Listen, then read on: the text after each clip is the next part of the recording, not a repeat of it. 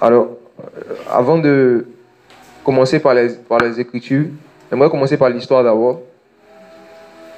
Pour ceux qui sont issus du catholicisme, ceux qui sont issus du système évangélique, le terme qui était le plus utilisé là-bas, c'est la Sainte Seine.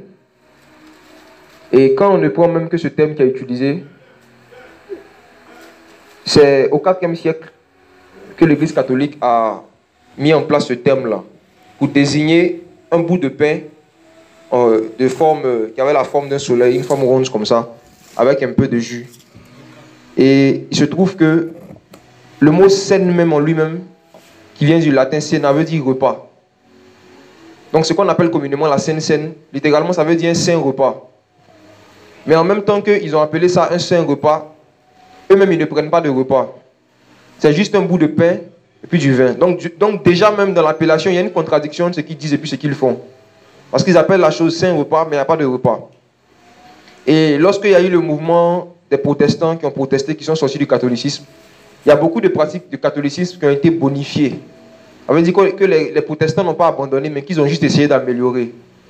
Et parmi ces pratiques-là, il y a ce qui est resté, comme je dis, la Sainte Seine. Et dans les assemblées évangéliques et protestantes, qu'est-ce qu'on voit? On voit un morceau de pain aussi, avec un peu de vin ou bien un peu de jus, en fonction des communautés. Mais il n'y a toujours pas de repas, en général. Et on voit les gens le prendre, en général, en masse. Et là-bas, le critère qu'on donne pour pouvoir prendre ce bout de pain, ce jus-là, on demande ceux qui sont baptisés d'eau. On exige d'abord que les personnes soient baptisées d'eau. Et deuxièmement, on exige que tu n'aies pas péché la veille. Pour ceux qui étaient là-bas, ils savent de quoi je parle. On exige de t'examiner pour voir si tu n'as pas péché la veille. C'était les critères. Et ça faisait que ça créait beaucoup d'hypocrisie. Parce que je me rappelle dans une communauté où j'étais, les dimanches matins, à chaque fois, avant de partager ces petits bouts de pain avec le jus, celui qui conduisait lisait 1 Corinthiens chapitre 11. Précisément le verset où l'apôtre Paul dit que celui qui boit et qui mange indignement ce repas-là, boit un jugement contre lui-même, boit sa propre condamnation. Donc que chacun s'examine lui-même avant de venir toucher à ça. Donc quand il le disait, il finit maintenant, on commence à servir. Et nous qui sommes assis en bas, on nous appelait le peuple. On regarde les diacres, les anciens, puis les pasteurs. On voit ceux qui vont se lever, ceux qui ne vont pas se lever. Et la culture qui était là-bas, c'est que si quelqu'un ne se lève pas pour prendre, ça veut dire qu'il se reproche quelque chose. C'est qu'il a fait quelque chose la veille. Donc du coup, il y a beaucoup parmi eux qui se souciaient plus de leur réputation qu'ils avaient auprès des frères que de leur relation avec le Seigneur. Donc pour ne pas que les gens les soupçonnent d'avoir péché, même quand ils péchaient véritablement, ils vivaient dans le péché, ils se levaient pour venir prendre quand même. Parce qu'ils se disent que si je ne me lève pas, comme on dit chez nous, c'est soyez. Mais on se rendait compte que, malgré que des gens qui vivaient dans la fornication, qui vivaient dans le concubinage, qui vivaient dans le péché, mangeaient ces petits bouts de pain-là, eh bien le jugement dont ils parlaient, ça ne tombait jamais sur eux. Ils ne devenaient pas infirmes, ils ne tombaient pas malades, ils n'avaient rien, au contraire, ils grossissaient. Donc du coup, ça encourageait, les gens se sont rendus compte en fait que c'est faux. Du moins, qu'est-ce qui est faux? Le fait qu'on leur dise que s'ils prennent le bout de pain et puis le jus, étant dans le péché, il y aura des problèmes. Parce que beaucoup de gens vivaient dans le péché et le prenaient juste pour garder leur réputation. Et alors, quand le Seigneur a commencé à nous éclairer, il nous a fait grâce par rapport à ça, la première des choses dont on s'est rendu compte, comme je le disais au départ, c'est qu'il y a le repas qui a été supprimé, le repas. Et j'aimerais qu'on prenne le passage de Matthieu chapitre 26, à partir du verset 26. Je lis rapidement. Pendant qu'il mangeait, Jésus prit le pain et après avoir rendu grâce à Dieu, il le rompit et le donna à ses disciples et il leur dit: Prenez, mangez, ceci est mon corps. Puis, ayant pris la coupe et béni Dieu, il la leur donna en disant: Buvez-en tous, car ceci est mon sang, le sang de la nouvelle alliance qui est répandu pour beaucoup pour le pardon des péchés. Or, je vous dis que depuis cette heure, je ne boirai pas de ce fruit de vigne jusqu'au jour où je le boirai de nouveau avec vous dans le royaume de mon Père. Amen. voici la partie de la vie de Jésus où, pour la première fois, il a institué ce repas-là. Et de quoi est-ce qu'il s'agissait? Chez les Juifs, à chaque fois il y avait un repas que même ils appelaient le repas de Pâques. Lorsqu'ils arrivaient dans la période de la fête de Pâques, ils se réunissaient, ils faisaient de la nourriture, il y avait du pain sans levain, évidemment, et il y avait le fruit de la vigne. Et concernant le fruit de la vigne, c'est sur ça que, si Dieu permet, on va beaucoup insister aujourd'hui, c'est qu'il y a deux dérivés. Il y a ce qu'on la Bible appelle le mou et le vin. Le mou, c'est le jus de raisin simplement. C'est le fait d'avoir pressé la vigne. Quand on presse la vigne, le premier jus qu'on obtient, c'est ça qui est le mou. Maintenant, lorsqu'on fermente ce mou-là, c'est ça qui devient le vin. Et le mou n'est pas alcoolisé, tandis que le vin, il est alcoolisé. Après, vous pouvez vérifier ces choses-là même dans le dictionnaire. Si vous tapez le mou, on vous donnera la définition. Voyez? Et ici, le Seigneur n'a pas, c'était pas, dans ce passage, ce n'est pas spécifié de manière explicite le fruit de la vigne duquel il s'agit. S'il s'agit du mou, bien il s'agit du vin. Dans ce passage. Dans ce passage, ce n'est pas spécifié. Mais le Seigneur parle du fruit de la vigne. Et après cette histoire, on voit après dans l'histoire de l'Église que c'était devenu une pratique parmi les chrétiens qui pour la plupart aussi étaient d'origine juive. Et c'est vraiment important de comprendre que ce n'est pas parce que le Seigneur voulait prendre ce qu'on appelle aujourd'hui le repas du Seigneur qu'il a réuni ses disciples, mais c'est parce que c'était le repas de Pâques. Et tous les enseignements que Jésus-Christ a donnés ont leur préfiguration dans l'Ancienne Alliance. Toutes les doctrines que le Seigneur Jésus-Christ a enseignées, on peut trouver leur ombre dans l'Ancienne Alliance. Parce que la Bible dit que les écrits de l'Ancienne Alliance étaient l'ombre des choses à venir. Donc toutes les choses qui sont venues avec Jésus-Christ, on peut retrouver l'ombre dans l'Ancienne Alliance. Donc en fait, le repas de Pâques était l'ombre du repas du Seigneur. C'était une ombre du repas du Seigneur. Et le repas de Pâques avait été institué pourquoi par le Seigneur? C'est lorsqu'il a accordé la délivrance à son peuple, à Israël. Il leur a dit de faire ça chaque fois pour qu'ils se rappellent, qu'ils prennent ça en mémoire de la délivrance, de l'esclavage qu'il leur a donné par rapport aux Égyptiens.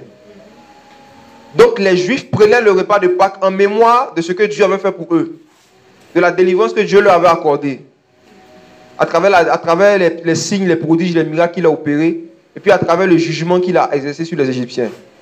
Et par rapport à ce repas de Pâques, c'est dans Exode chapitre 12, après, ceux qui peut-être n'ont jamais lu, vous pouvez lire ça de long en large.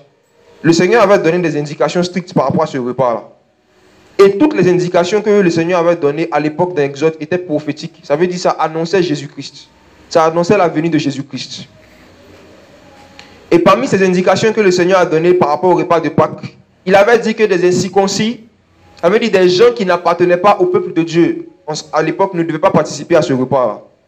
Et que s'ils voulaient prendre ce repas-là, il fallait qu'ils se fassent circoncis, eux et tous les mâles qui étaient dans leur maison. Ça, c'est dans Exode chapitre 12. Donc, même l'ombre de ce repas-là, eh bien, le Seigneur ne voulait pas que ceux qui n'appartenaient pas à son peuple y participent. Ceux qui n'étaient pas circoncis, qui n'appartenaient pas au peuple juif. C'était l'instruction que le Seigneur avait donnée. Maintenant, quand on quitte dans l'ombre et qu'on voit ce que le Seigneur a fait aujourd'hui, quand il a institué le repas de Pâques, on voit qu'effectivement, Jésus n'a pas pris le repas avec la foule. Il organisait des croisades plein air. Il y avait 3000 personnes qui venaient, 2000 personnes. Mais il n'a jamais pris ce repas-là avec eux. Quand vous lisez Matthieu chapitre 26, depuis un peu plus haut, on voit dans le contexte qu'en fait le Seigneur a réuni ses disciples. Et c'est avec ses disciples qu'il a pris ce repas-là. Et c'est à ses disciples qu'il a dit de faire ça en mémoire de lui. Donc, la première condition à remplir pour pouvoir participer à la table du Seigneur, prendre ce repas-là, eh bien, c'est être un disciple du Seigneur. Avoir véritablement expérimenté la circoncision du cœur, la nouvelle naissance. C'est la condition que le Seigneur donne dans sa parole. Maintenant, par rapport au repas en lui-même, chez les Juifs, il était constitué de moutons braisés, herbes amères, pain sans levain et d'autres choses que les gens voulaient ajouter. Mais il y a des symboles qu'ils devaient retrouver forcément à travers ce repas-là. Mais aujourd'hui, pour nous, lorsqu'on prend ce repas, est-ce que ça veut dire qu'il faut forcément faire le même plat? Non. Pas du tout. Parce que le repas qui était donné dans Exode chapitre 12 annonçait Jésus-Christ. Et à travers sa crucifixion, sa mort, sa résurrection, tous ces symboles-là qui ont été donnés dans Exode chapitre 12, Jésus a tout accompli à la croix. Il a tout accompli. Maintenant, quelque chose que lui-même il a institué, qui est nouveau, et c'est sur ça qu'on va s'attarder, le fait de manger maintenant, lui, sa chair et son sang. Le fait de manger sa chair et puis de boire son sang. Le langage de Jésus-Christ est spirituel. Et la première fois qu'il a abordé ce sujet-là, ça a choqué les gens. On va lire ça dans Jean chapitre 6. Parce que les gens pensaient qu'il s'agissait d'un repas physique, forcément. Jean chapitre 6, à partir du verset 51. Bon, on va commencer à partir du verset 47. Jean 6, verset 47, je lis. En vérité, je vous le dis, celui qui croit en moi a la vie éternelle. Je suis le pain de vie. Vos pères ont mangé la manne dans le désert, ils sont morts. C'est ici le pain qui est descendu du ciel, afin que celui qui en mange ne meure pas. Je suis le pain vivant qui est descendu du ciel, le pain vivant. Si quelqu'un mange de ce pain, il vivra éternellement. Et le pain que je donnerai, c'est ma chair, que je donnerai pour la vie du monde. Les Juifs donc discutaient entre eux et disaient, comment peut-il nous donner sa chair à manger? Et Jésus leur dit, en vérité, je vous le dis, si vous ne mangez pas la chair du Fils de l'homme et ne buvez pas son sang, vous n'aurez pas la vie en vous-même. Celui qui mange ma chair et qui boit mon sang a la vie éternelle, et je le ressusciterai au dernier jour, car ma chair est une véritable nourriture, et mon sang est un véritable breuvage. Celui qui mange ma chair et qui boit mon sang demeure en moi, et moi en lui. Comme le Père qui est vivant m'a envoyé, et que je suis vivant par le Père, ainsi celui qui me mangera, vivra aussi par moi. C'est ici le pain qui est descendu du ciel. Il n'en est pas comme de vos pères qui ont mangé la manne et qui sont morts. Celui qui mangera ce pain vivra éternellement. Il dit ces choses dans la synagogue, enseignant à Capernaum. Plusieurs de ses disciples, l'ayant entendu dire, cette parole est dure. Qui peut l'écouter? Mais Jésus, sachant en lui-même que ses disciples murmuraient à ce sujet, leur dit, cela vous scandalise-t-il? Qu'arrivera-t-il alors si vous voyez le Fils de l'homme monter où il était auparavant? C'est l'esprit qui vivifie, la chair ne sert de rien. Les paroles que je vous ai dites sont esprit et vie. Alléluia. Voici la conclusion. Les paroles que je vous ai dites, ce que je vous ai dit concernant ma chair et mon sang sont quoi? Esprit. Esprit et vie. Parce qu'il n'y a pas la vie dans le pain physique. Qu'il soit avec le vin, qu'il soit sans le vin, il n'y a pas la vie dedans. Mais il y a la vie en Jésus. Amen. Donc il faut manger Jésus et boire Jésus pour avoir la vie. En tant eux, leur mentalité n'était pas encore renouvelée. Donc ils pensaient qu'ils parlaient d'une nourriture physique. Et ça les choquait parce que dans le contexte dans lequel ils étaient, le Seigneur ne leur permettait pas. La loi de Moïse, qui était en vigueur à l'époque, interdisait de manger la chair et le sang d'un homme. Donc comment quelqu'un qui prétend être un homme de Dieu, en plus, dit aux gens que si on ne le mange pas, si on ne mange pas la chair du Fils de l'homme, on ne peut pas être sauvé. Et quand le Seigneur parlait de sa chair, à quoi est-ce qu'il faisait allusion? Il parlait simplement de sa doctrine, de sa parole. Le Seigneur parlait de sa parole. Et il est en train de dire que celui qui ne consomme pas régulièrement sa parole, celui qui ne mange pas sa parole, qui ne se nourrit pas de sa parole, eh bien, il ne peut pas avoir la vie. Donc, lorsque le Seigneur dans Matthieu 26 dit, ceci est mon corps, mangez-le. Ce symbole qu'il a donné, qui était le pain, était une représentation spirituelle de sa parole. Le train de leur dire que ma parole, vous devez la consommer comme ça. Donc, lorsqu'on prend le repas du Seigneur et qu'on prend du pain, on prend ce pain-là en ayant conscience que ça me rappelle le sacrifice que le Seigneur a fait à la croix. Frères et sœurs, est-ce qu'on est conscient qu'à Golgotha, c'est la parole de Dieu qui a été crucifiée? Quand on dit Jésus a été crucifié, là, c'est la doctrine de Dieu que les hommes ont crucifié. C'est la parole de Dieu faite chair. C'est ça les hommes ont crucifié. Et jusqu'à aujourd'hui, les gens crucifient la parole. Ils rejettent la parole du Seigneur. C'est la parole qui s'est sacrifiée pour nous. C'est la parole qui a donné sa vie pour nous. Et c'est cette même parole-là qui dit que il faut qu'on la consomme régulièrement pour avoir la vie. Amen. Amen. Le symbole du pain représente la parole du Seigneur qui a été sacrifiée, qui a été rejetée par les hommes. La parole du Seigneur qui a été faite chair et qui est venue mourir pour nous. Le Seigneur avait un seul corps physique qu'il utilisait lui-même, dans lequel lui-même il était. Il y avait des gens, des anges qui l'envoyaient. Ces anges-là parfois prenaient des formes, mais ce n'était pas Dieu lui-même qui était venu. Mais avec Jésus-Christ, c'est Dieu qui s'est fait homme et qui est venu sur la terre. Et à part ce corps-là, il n'y en avait pas un autre. Et il a donné ce corps, son Fils unique, son corps unique, pour le sacrifice de nos péchés. Et de la même manière que lorsque les Juifs mangeaient le repas de Pâques, ils se rappelaient de la délivrance que le Seigneur leur a accordée. C'est comme ça, lorsque les disciples du Seigneur prennent ce repas-là, doivent se rappeler de la délivrance que Jésus leur a accordée par rapport au péché. Ils doivent avoir en mémoire le sacrifice que le Seigneur a fait par rapport au péché. De comment est-ce que le Seigneur a donné sa vie par rapport au péché. Mais dans Jean 6, quand le Seigneur dit de manger sa parole, eh bien, il parlait de manger sa chair, pardon, il parlait de sa parole. Maintenant, la question consiste à savoir, en quoi est-ce que lorsqu'on prend le repas du Seigneur, lorsqu'on mange ce pain-là, ça nous nourrit spirituellement? On va aller dans Jean chapitre 4. Jean chapitre 4, on va lire à partir du verset 27. Pour gagner du temps, c'est sa conversation avec la femme samaritaine. Sur cela, ses disciples vinrent et ils s'étonnaient de ce qu'il parlait avec une femme. Toutefois, aucun ne dit, que demandes-tu ou pourquoi parles-tu avec elle?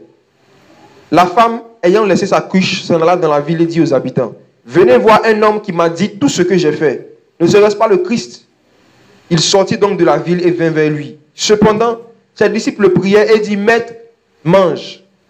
Maître, mange. Mais il leur dit, j'ai à manger une nourriture que vous ne connaissez pas. Sur quoi les disciples se demandaient, quelqu'un lui aurait-il apporté à manger? Jésus leur dit, ma nourriture est de faire la volonté de celui qui m'a envoyé et d'accomplir son œuvre. Ma nourriture est de faire la volonté de celui qui m'a envoyé et d'accomplir son œuvre.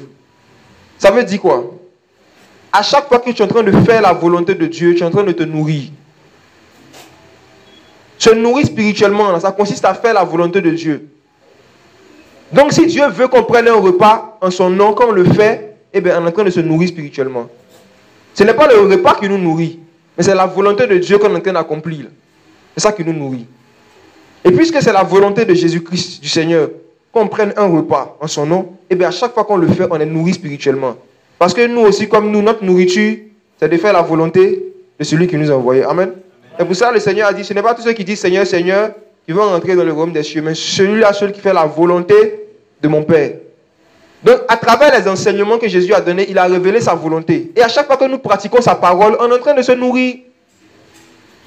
Quand le Seigneur dit, si on te gifle sur la joue droite, donne la joue gauche. Quand tu pratiques ça, tu es en train de te nourrir spirituellement.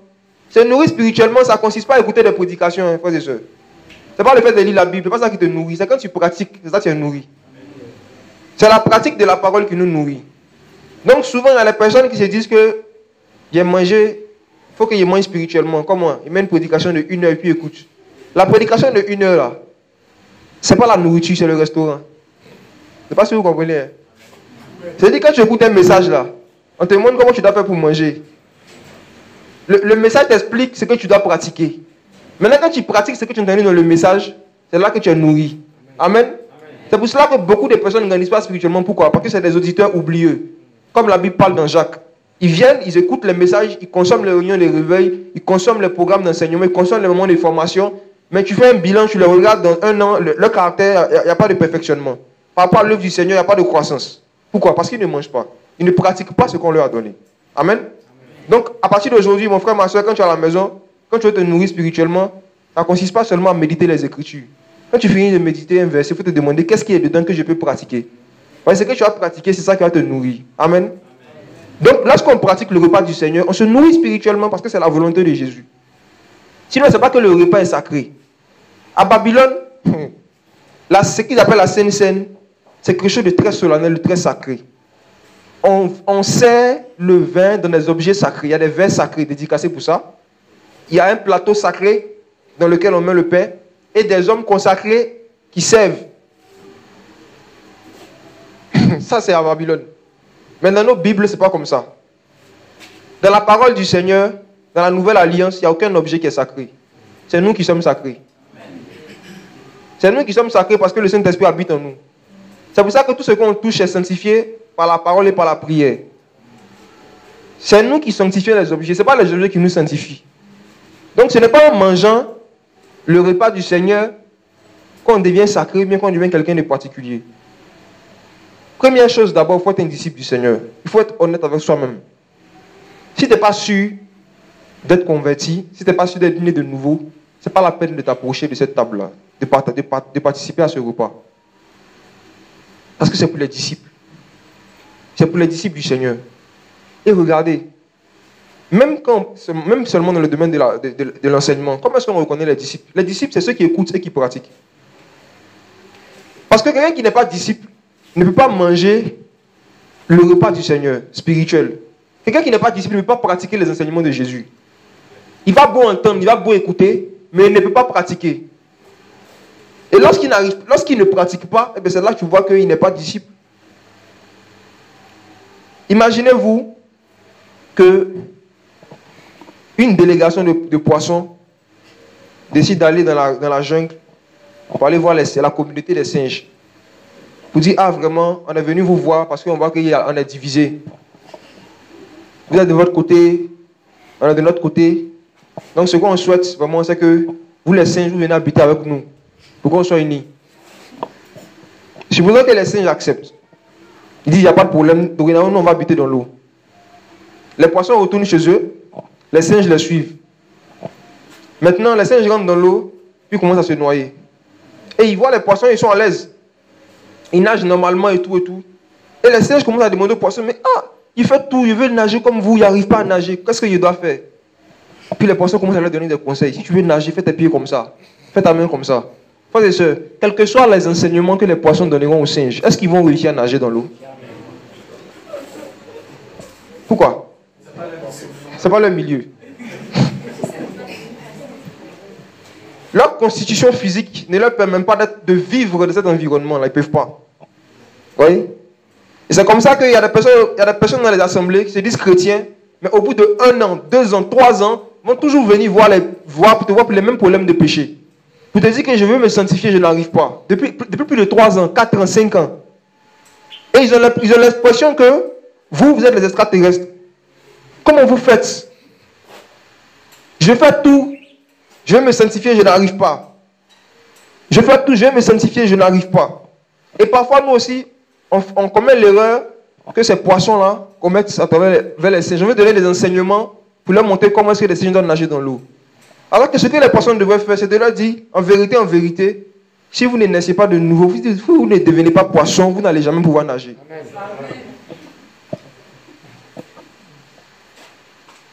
La solution, ce n'est pas de donner des techniques, ou ce qu'ils appellent des clés. Nos amis de l'autre côté, on va donner des clés. Les serruriers. On va donner des clés aux gens, des clés, des techniques. C'est ça qui a donné malheureusement lieu au méthodisme, au système méthodisme, après la mort de Wesley. C'est des méthodes que les gens disent qu'ils vont donner aux gens pour se sanctifier.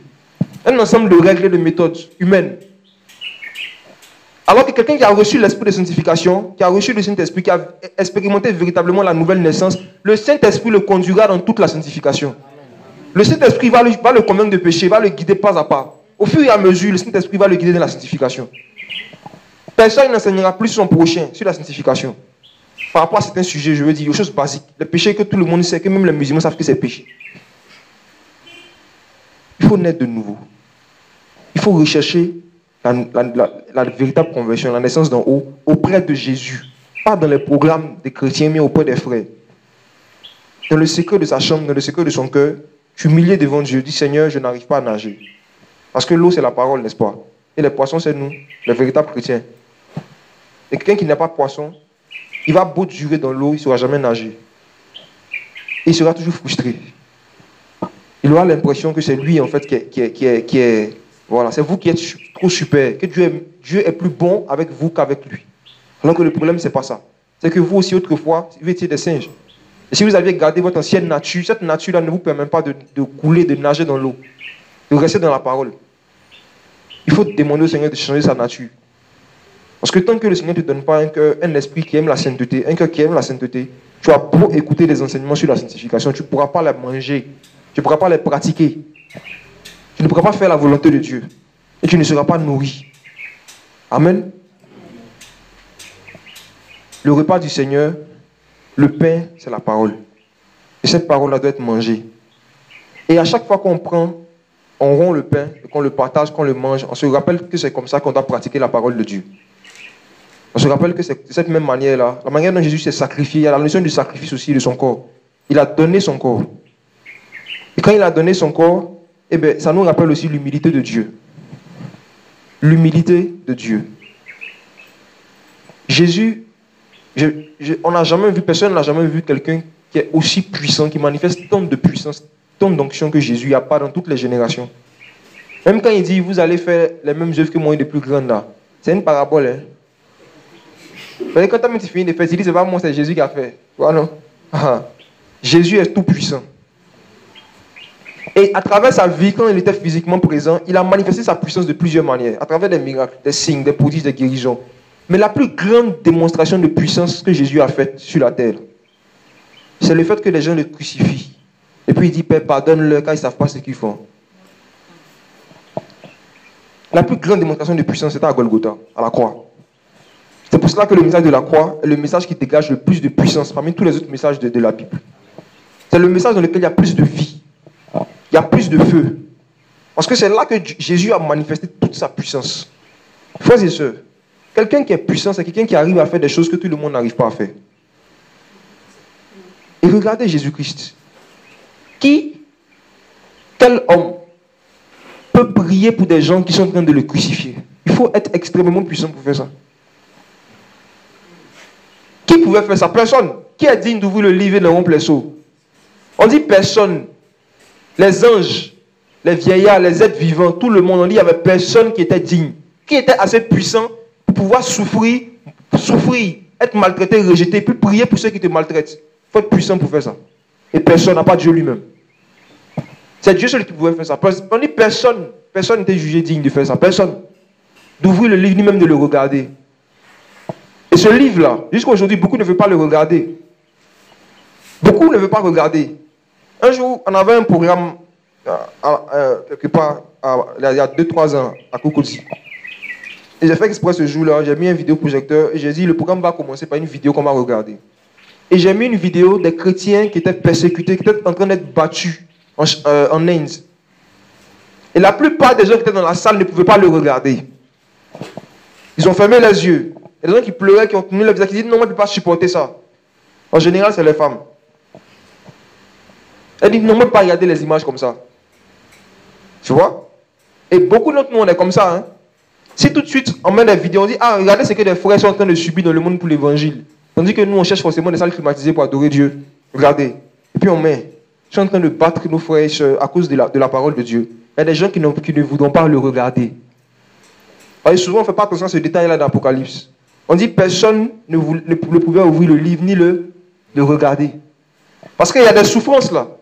Même malgré que ce n'est pas toi qu'on fait. Juste pour regarder celui à qui on est en train de faire. Tu dis que tu ne supportes pas. Maintenant, imaginez, parlez comme l'auteur de l'Épître aux Hébreux, celui qui a supporté contre sa personne une telle opposition de la part des pécheurs. Qui était digne de faire cela? Comment est-ce que tu peux faire pour savoir en tant que chrétien que tu es en train de perdre la puissance de Dieu? C'est lorsque tu n'arrives plus à supporter les souffrances. Tu es en train de perdre l'onction. C'est lorsque tu n'arrives plus à supporter les mauvais traitements qu'on te fait. Le diable a donné une très mauvaise compréhension de la puissance de Dieu aux chrétiens de notre génération. Ce qu'on appelle, quand il y a un prédicateur qui manifeste la gloire, la puissance de Dieu, on a une très mauvaise définition. C'est ce qui a emmené beaucoup de gens mal affermis chez les féticheurs pour aller chercher des bagues, des lots, des choses, pour pouvoir, parce que là-bas la puissance c'est quoi? C'est celui qui arrive à voir le numéro de téléphone, avec les détails sur ta grand-mère, tout ça. Mais celui quand il prie, à la fin, on fait le bilan des chaises cassées, on voit que vraiment il y a beaucoup de gens qui sont tombés. C'est ça. Voici la compréhension mondaine, diabolique, charnelle que les gens ont de la puissance de Dieu. En tant Paul dit que l'évangile, le message de la croix est une puissance de Dieu. Et la croix, c'était quoi? C'était pas des miracles, c'était le pardon. C'était le fait de supporter une opposition, des injustices, et puis de prier pour ceux qui le faisaient. Et ça, il faut être rempli du Saint-Esprit pour pouvoir le faire. L'onction, c'est la capacité que le Seigneur nous donne pour supporter les choses qui sont insupportables. Le verset où la Bible dit, supportez-vous les uns les autres, parlant des frères et sœurs. ça, il faut que ses frères et sœurs, là, eux tous, ils soient remplis du Saint-Esprit pour qu'ils arrivent à se supporter. Mais quand tu deviens charnel, tu as dit non, moi, des choses, je ne supporte pas. Frères et sœurs, lorsqu'on mange, lorsqu'on va prendre ce repas-là, quand le Seigneur dit faites ceci en mémoire de moi, c'est très profond. C'est en mémoire de ce que lui, il a fait. Qu'est-ce qu'il a fait? Il a prié pour ceux qui le maltraitaient et qui le persécutaient. Donc, c'est un repas auquel des rancuniers ne doivent pas participer, même s'ils sont chrétiens. Si tu as la haine contre les gens dans ton cœur, tu ne dois pas t'approcher de ce repas-là. Parce que c'est le repas du pardon. Amen. Amen. Le corps et le sang du pardon, tu ne peux pas le manger si toi-même tu ne peux pas pardonner. Tu vas boire ta propre condamnation. Parce que tu vas dire, Seigneur, pardonne-moi comme je pardonne à ceux qui m'ont offensé. Il dit, Seigneur, pardonne-moi de la même manière que je pardonne à ceux qui m'ont offensé. Si ceux qui m'ont offensé là, je leur pardonne à 50%, toi aussi fais la même chose, sois juste avec moi. Si Jésus, je leur pardonne, mais c'est que si je ne leur parle plus, fais ça avec moi aussi. Pardonne-moi, mais ne me parle plus. Donc ce pain-là, ce premier symbole-là, le pain-là, il est très profond. C'est d'abord, comme on a dit, la pratique de la parole de Dieu. Deuxièmement, le fait d'accepter de supporter des injustices et de prier pour ceux qui nous traitent mal. Et là, c'est l'une des paroles qui est le moins pratiquée par les chrétiens. Le Seigneur dit priez pour ceux qui vous maltraitent. Lorsque quelqu'un te blesse et que tu viens devant Dieu, tu dis Seigneur, tu vois ce qu'il a fait, non? Quand même, il faut faire justice. Tu n'es pas en train de... C'est pas ce que le Seigneur a dit, hein? Tu n'es pas en train de manger la parole. Tu n'es pas en train de pratiquer la parole comme ça. Le Seigneur dit de prier pour. Prier pour, pas de prier contre. Il dit de prier pour. Et c'est l'une des viandes qui est les plus difficiles à manger et à avaler. Beaucoup de chrétiens n'avalent pas ce morceau-là, Matthieu 5. Quand on aborde ça comme ça, là, ça crée des guerres, ça crée des voilà, tu vois les réactions des gens. Je ne vais pas manger cette parole. On ne va pas grandir spirituellement. On n'aura pas la vie. Si nous tous qui sommes ici pratiquons Matthieu 5, particulièrement ce que le Seigneur a enseigné sur les prières qu'on doit adresser envers ceux qui nous frustrent, il n'y aura jamais s'asseoir pour dire que Jean, il y a eu division à cause de palabres. Comment ça va arriver? La division arrive lorsque, un moment, quand il y a un conflit, mais qu'il y a une blessure, il y a un groupe qui décide de ne plus pardonner. Même toutes les guerres qui sont dans le monde entier, par quoi c'est causé? Par la haine. Parce qu'à un moment, il y a un groupe qui décide de rester sur sa position et puis de se venger. Le pain, c'est cela. Jésus est puissant, pourquoi? Parce qu'il a supporté une telle opposition contre sa personne de la part des pécheurs. Et malgré ça, qu'est-ce qu'il a fait? Il a prié pour eux. Ça là, même un ange ne peut pas faire ça. Un ange peut secouer l'eau, il y aura un miracle. Mais à faire où on crache sur toi, on te met nu, on te tape. Et puis tu dis, Père, pardonne-leur. Il faut être Dieu. Il faut être Dieu pour pouvoir faire ça. Et c'est comme ça que Jésus-Christ a montré sa divinité. Et l'une des choses qui s'est passée à la croix, dont j'aime parler, où Jésus, même un païen, il a eu la révélation de la divinité de Jésus. Il a vu qu'il faut être Dieu pour vivre tout ça et puis rester silencieux. C'est où il a écrit roi des Juifs. En hébreu, en grec et en latin. Et ça a choqué les principaux sacrificateurs. Parce que le roi des Juifs, c'est qui? C'est Dieu. Roi des Juifs. Il dit non.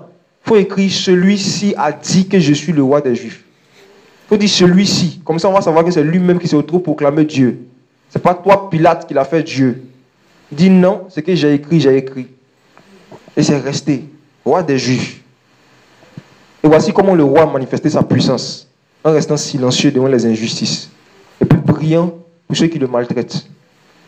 Et c'est à ça que le Seigneur nous appelle. Je vous assure, c'est l'enseignement de Jésus le plus difficile à pratiquer.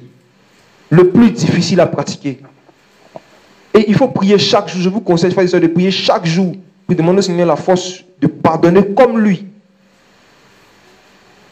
Parce que ça peut nous faire rater le ciel. C'est difficile, surtout quand tu as raison, comme dans le cas de Jésus, où tu n'as rien fait. Mais tout le monde dit que c'est toi. Et puis on te dit qu'il faut prier pour eux. Si tu n'es pas rempli du Saint-Esprit, tu ne pourras pas manger cette nourriture-là. Tu ne pourras pas. Il y a beaucoup de gens qui ont quitté Babylone, pas par amour pour la vérité, mais parce qu'ils n'ont pas pardonné des gens qui les ont frustrés là-bas. C'est pas parce qu'on se réunit ici, nous tous, que ça veut dire que nous tous, forcément, on est là pour des bons motifs. Il y en a qui quittent des assemblées, qui sortent de certaines assemblées parce qu'ils disent qu'on les a frustrés, qu'on les a blessés. Voici le motif pour lequel ils sont partis. On m'a parlé mal. Ou bien il y avait un besoin matériel, il a demandé, on ne m'a pas donné. Donc les gens n'ont pas l'amour, donc ils m'en veulent. Ça, ce n'est pas des motifs bibliques pour quitter, se séparer des frères. Non. Très peu sont ceux qui sont sortis de certains systèmes à cause de la parole. Ils sont peu.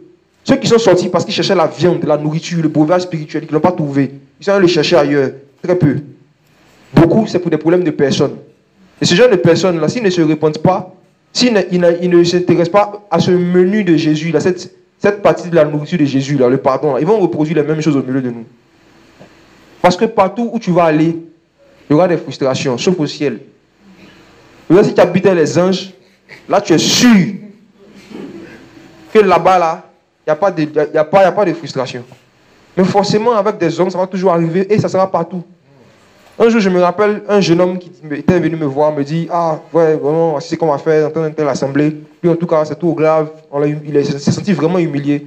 Et il dit, il veut se retirer, il ne vient plus, il va quitter. Il dit, d'accord. Il dit, tu es en quelle classe? Le voit qu'il était en deuxième année de l'université. Il dit, ok. Et depuis que tu es au CP1, jusqu'à terminale, un de tes professeurs t'a jamais frustré? Il dit, si. On t'a déjà frustré à l'école. On t'a chicoté au primaire.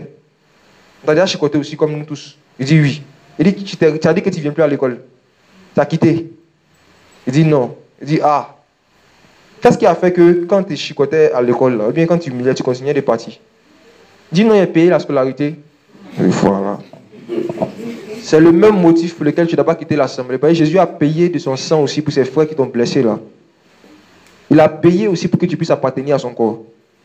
Il a payé. Donc tu ne peux pas quitter le corps là un coup comme ça. Non. Jésus a payé. Ça c'est l'argent que tu as donné. À cause de l'argent, tu as supporté, tu as pardonné, tu es resté. Il faut penser au sang de Jésus. Le Seigneur est mort pour qui? Il est mort pour les gens qui sont frustrants. Et pour les frustrants et les frustrés que Jésus est mort. Maintenant, il pense au groupe de frustrants et de frustrés, il les met ensemble, il dit, nous allons former une famille.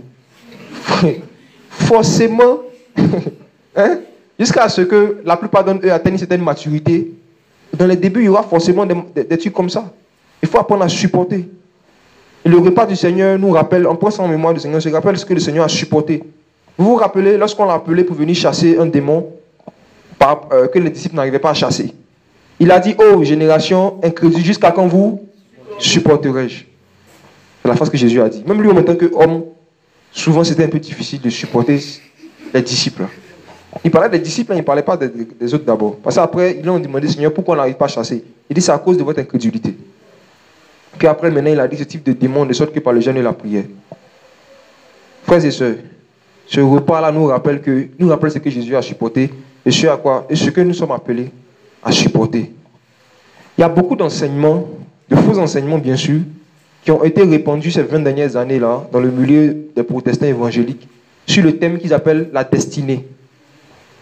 La destinée. Ça a donné lui-même à des cantiques, pas possible. Je chante dans ma destinée, je possède mon héritage.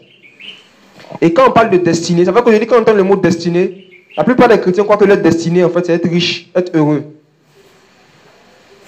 La destinée, telle que compris par la plupart des chrétiens de notre époque, quand on dit tu vas rentrer dans ta destinée, là, ça veut dire que tu seras riche, tu seras dans un coin où tu n'as pas de problème, tout le monde est gentil, tout le monde est content. Et souvent on prend le passage de Jérémie, où on dit, le Seigneur a dit, je connais les projets que j'ai pour toi, des projets de paix et non de malheur. Mes frères et sœurs, ce gars même à qui Dieu a dit ça là, comment il a fini sa vie? Comment Jérémie a fini sa vie? Qui sait comment Jérémie a fini sa vie? Comment? Il est mort, oui, mais comment? On l'a tué. Jérémie a été giflé, jeté dans un puits, maltraité jusqu'à ce qu'on le tue. Voici le projet de paix et de bonheur que Dieu avait pour lui.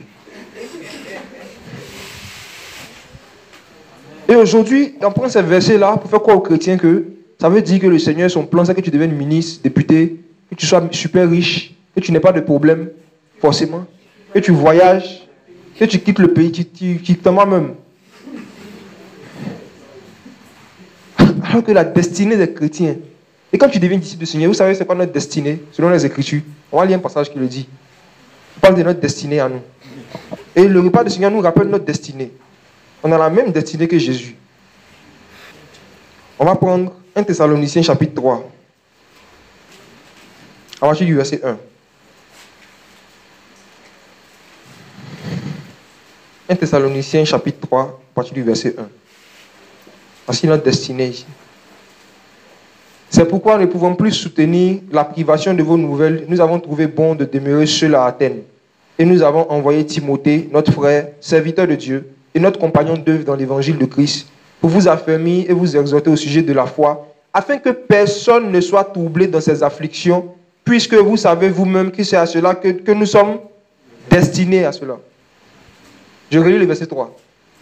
Afin que personne ne soit troublé dans ses afflictions, puisque vous savez vous-même que nous sommes destinés à cela. Frères et sœurs, voici notre destinée. Deuxième chapitre, deuxième verset, Actes chapitre 14. À partir du verset 21. Actes 14, verset 21. Quand ils eurent évangélisé cette ville et fait un certain nombre de disciples, ils retournaient à Lystre, à Icône et à Antioche, fortifiant les âmes des disciples, les exhortant à persévérer dans la foi, disant que ce n'est pas beaucoup de tribulations qu'il nous faut entrer dans le royaume de Dieu. Je répète. Fortifiant les âmes des disciples, les exhortant à persévérer dans la foi, disant que ce n'est pas beaucoup de tribulations qu'il nous faut entrer dans le royaume de Dieu. Amen. Voici notre destinée. Affliction, tribulation. C'est ça qu'on appelle bénédiction. Bénédiction, c'est tribulation. Ce n'est pas voiture, mariage, maison, non. Ça, c'est des dons universels que Dieu fait à tous les hommes, indépendamment de leur état spirituel. Mais ce qui est une grâce particulière que nous on a reçu la grâce de souffrir pour Jésus. Amen. C'est notre destinée. Ne laissez personne vous séduire. Parce que si tu comprends une destinée comme étant un ensemble d'événements qui doivent arriver, à chaque fois que les tribulations vont venir, tu seras troublé. À chaque fois que tu vas commencer à passer par des moments de tribulation, tu seras troublé. Et quand il dit que ce n'est pas beaucoup de tribulations que nous devons entrer dans le royaume de Dieu, beaucoup de tribulations. Parmi ces beaucoup de tribulations, il y a le mariage. N'est-ce pas que Paul a dit que ceux qui seront mariés auront quoi? Tribulation dans la chair. Donc même mariage là, quand on prêche de l'autre côté, c'est tribulation aussi. Mais on ne dit pas la vérité aux gens. On leur montre les images d'un homme et puis une femme qui se mettent au dos, qui couchent sur la plage. C'est pour ça que tous veulent se marier. Attends, ça là même là, c'est tribulation aussi. Ça là, c'est tribulation. Mais frère, c'est que les femmes mariées, on vous dit la vérité. Hein? Ah, on vous dit la vérité. Ok. On s'entend pas la parler à beaucoup de chrétiens, on peut écouter. Il dit si ça n'était qu'à moi, c'est mieux que l'homme ne touche pas des femmes. Mais tout le monde a reçu une grâce particulière du Seigneur. Tu vois, non? Mais que tu sois marié, que tu ne sois pas marié, là, il y a tribulation. Mais quand tu es marié, il y a encore plus de tribulation. Encore plus de tribulation. Donc ceux qui n'aiment pas tribulation, ils ne doivent pas se marier. Ceux qui n'aiment pas être persécutés, ils ne doivent pas se marier. C'est vrai, ceux qui n'aiment pas la persécution ne doivent pas se marier. C'est vrai. Parce que le mariage est l'endroit où le Seigneur passe pour nous habituer à être persécutés. Comme ça, quand ça vient du dehors à cause de l'évangile, on est habitué déjà. On n'a pas à pardonner chaque jour. Si tu n'arrives pas à pardonner ta soeur en Christ, c'est un ennemi que tu vas pouvoir pardonner. Tu vas pouvoir prier pour ton ennemi. La personne à qui tu es marié te fouille si tu ne pries pas pour elle. Maintenant, c'est dehors quand ils vont t'insulter, ils vont dire tu es un faux prophète, tu es un pythomane. C'est là que tu pourras prier pour la personne. Frères et sœurs, le repas du Seigneur nous rappelle que ce n'est pas beaucoup de tribulations que nous devons rentrer dans notre destinée. La destinée de Christ, là, c'était la croix. C'était sa destinée. C'est la même destinée qu'il nous a donnée. Et il dit, celui qui veut me suivre, qui renonce à lui-même, chaque jour qui porte sa croix. Voici la destinée des chrétiens. La croix. Sinon, si on veut regarder ces fausses doctrines sur la destinée du chrétien qu'on nous donne aujourd'hui, attends, c'est que Paul a raté sa vie. Si la destinée d'un prédicateur, c'est de commencer à une église dans une cabane et puis finir dans un palais, une méga church, c'est ça sa destinée. C'est ça qui est dans leur tête, la plupart quand ils commencent. Ils ont commencé à 10 membres, je vais finir à 10 000 membres. Et c'est ça sa destinée. Mais c'est que les premiers apôtres, ils ont raté leur vie. C'est des doctrines de démons qu'il faut dénoncer de plus en plus avec force. Surtout pour la nouvelle génération de prédicateurs, de frères et sœurs qui arrivent. C'est des choses qu'il faut de plus en plus dénoncer. Ça parce que c'est des semences qui restent dans les cœurs. Où les gens commencent à servir Dieu avec des motifs impurs. Avec des désirs de grandeur. Et ça fait que lorsque Dieu les met dans leur destinée, il y en a qui sont destinés à enseigner à 3 personnes jusqu'à ce que Jésus revienne. Donc tout ce qu'ils vont faire pour chercher la foule, là, ça sera la chair. Et quand Dieu va les quitter, ils vont aller chercher le médicament. C'est comme ça finit toujours. Notre destinée, là, c'est accepter la volonté de Dieu pour notre vie. Et le Seigneur a déjà révélé sa volonté pour tous les chrétiens dans les Écritures. Et la plupart, c'est les tribulations. Et puis, il y a la volonté spécifique du Seigneur pour chacun. Et ça, c'est dans l'intimité avec Dieu que le Seigneur te révèle ça. Donc, le repas du Seigneur, je suis tous d'abord sur le pain, le corps que le Seigneur a donné. Ça nous rappelle que Christ a accepté sa destinée. C'est vrai qu'à un moment, c'était chaud. Il est allé à Gethsémane. Il a dit, Seigneur, si c'est possible que cette destinée s'éloigne de moi, ça te coupe. Mais toutefois, que quoi ça fait? Ta volonté. Là, c'est Christ en tant qu'homme. Il nous donnait un modèle. Il nous donnait un modèle de prière. Il y a des moments où ta destinée, quand tu vas voir ça comme ça, comme tu as dit, Seigneur, si c'est possible, que Acte 14, 22 s'éloigne de moi. mais tu dois te rappeler toujours que ce qui va te nourrir, là, ta nourriture, c'est de faire la volonté de Dieu. Même si elle est amère, comme les herbes des Juifs dans l'ancienne alliance. Tout ça, c'était la nourriture aussi. C'est vrai, il y avait la viande rôtie, il y avait les herbes amères. Tout ça, c'est la volonté de Dieu. Et même au temps de Jésus, les pharisiens, les sacrificateurs qui étaient là, on va le lire tout à l'heure, ont donné tellement de faux enseignements aux Juifs qui étaient là, qu'eux aussi, ils avaient une fausse mentalité, une fausse compréhension du royaume de Dieu. Ils avaient donné de faux enseignements sur le royaume de Dieu. On va lire Matthieu chapitre 13.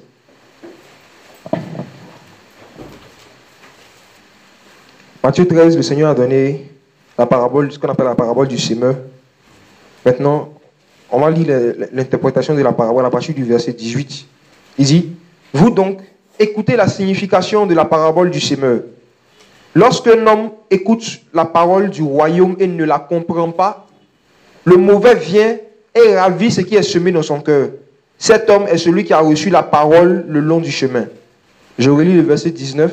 Lorsqu'un homme écoute la parole du royaume et ne la comprend pas, le mauvais vient et ravit ce qui est semé dans son cœur. Cet homme est celui qui a reçu la semence le long du chemin.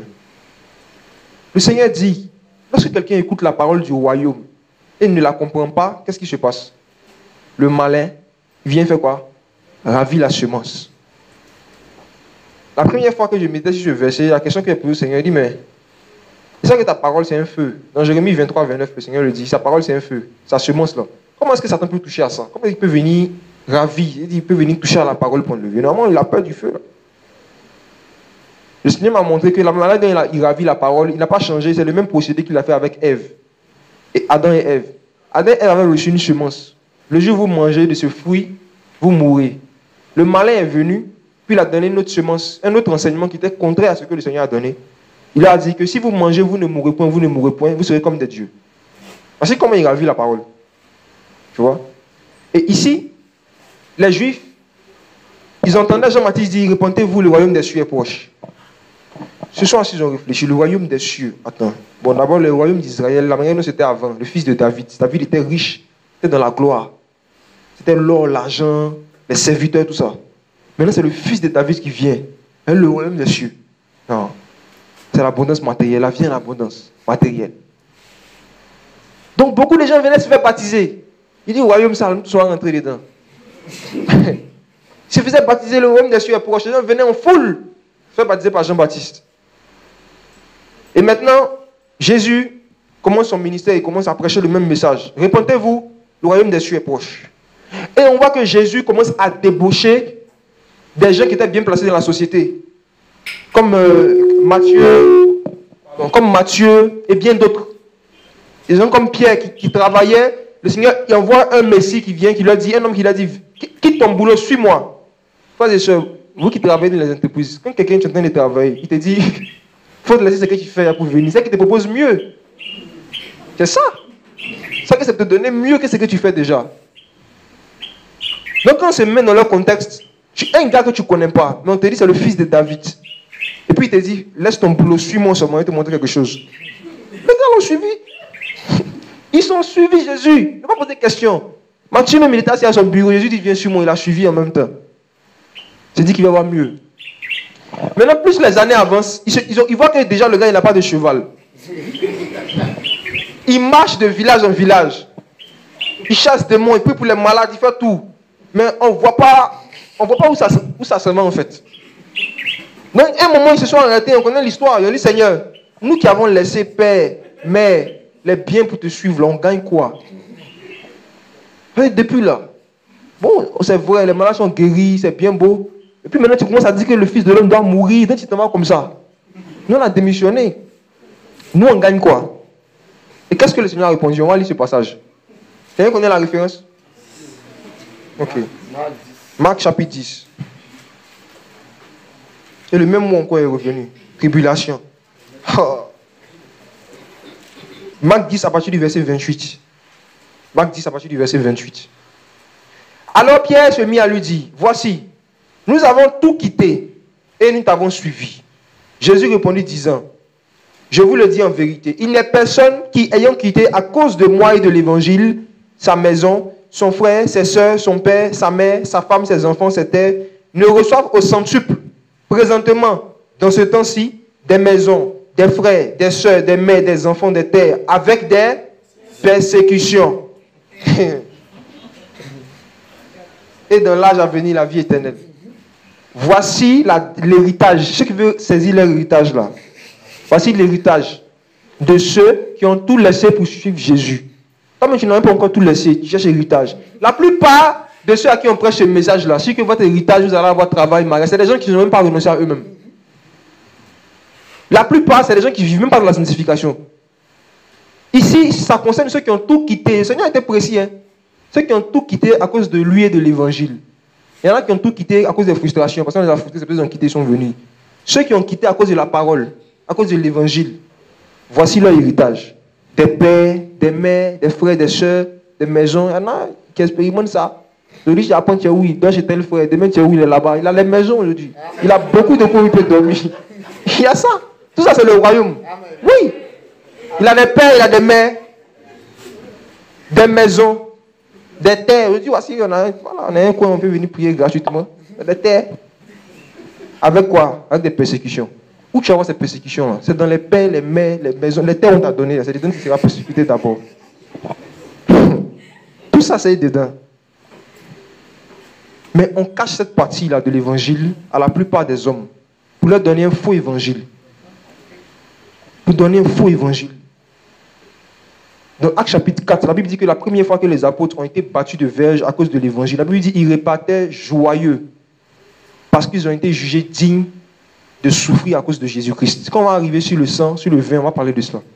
La joie dans les souffrances.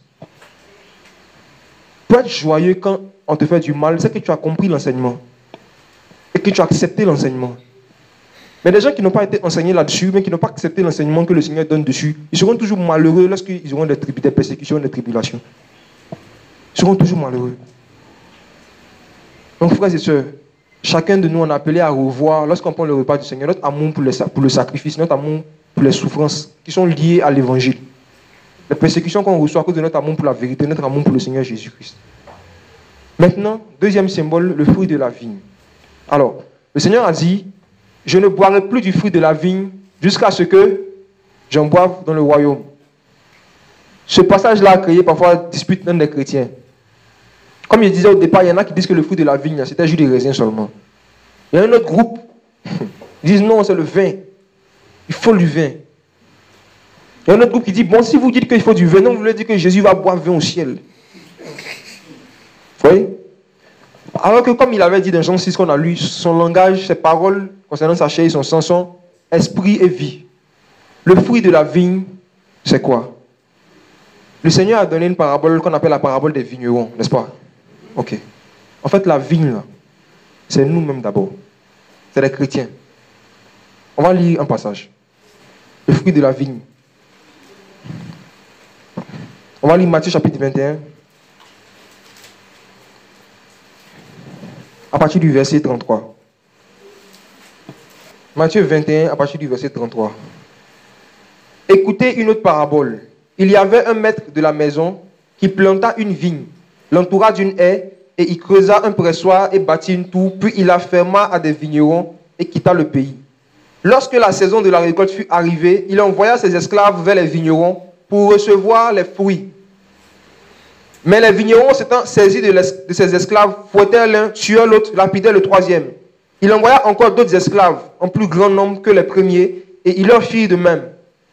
Enfin, il envoya vers eux son propre fils en disant, ils auront du respect pour mon fils. Mais quand ces vignerons virent le fils, ils dirent en eux, voici l'héritier.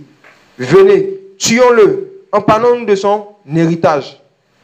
Et s'étant saisi de lui, ils le jetaient hors de la vigne et le tuaient. Le jetaient hors de la vigne et le tuaient. Quand donc le maître de la vigne viendra, que fera-t-il à ces vignerons?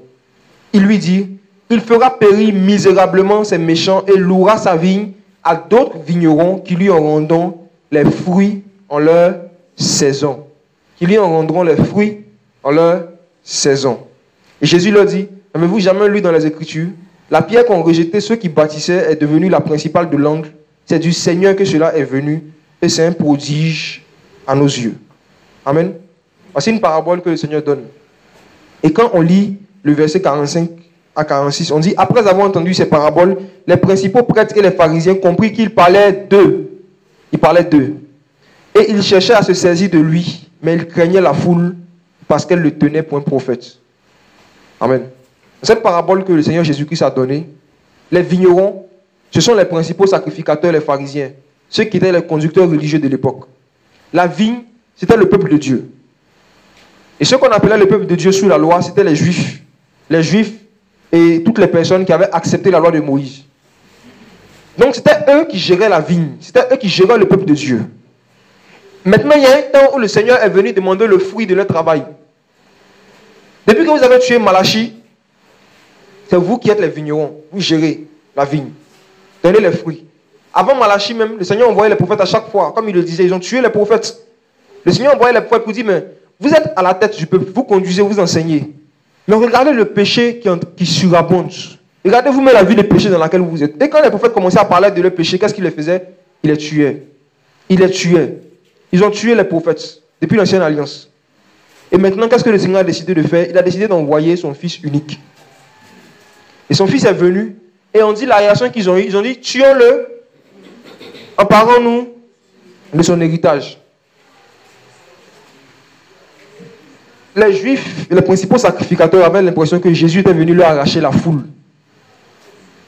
Ils avaient l'impression que Jésus était venu prendre leur place dans l'œuvre. Il était venu leur voler la vedette. Parce que c'était eux les vignerons. C'est eux qui gèrent la vigne.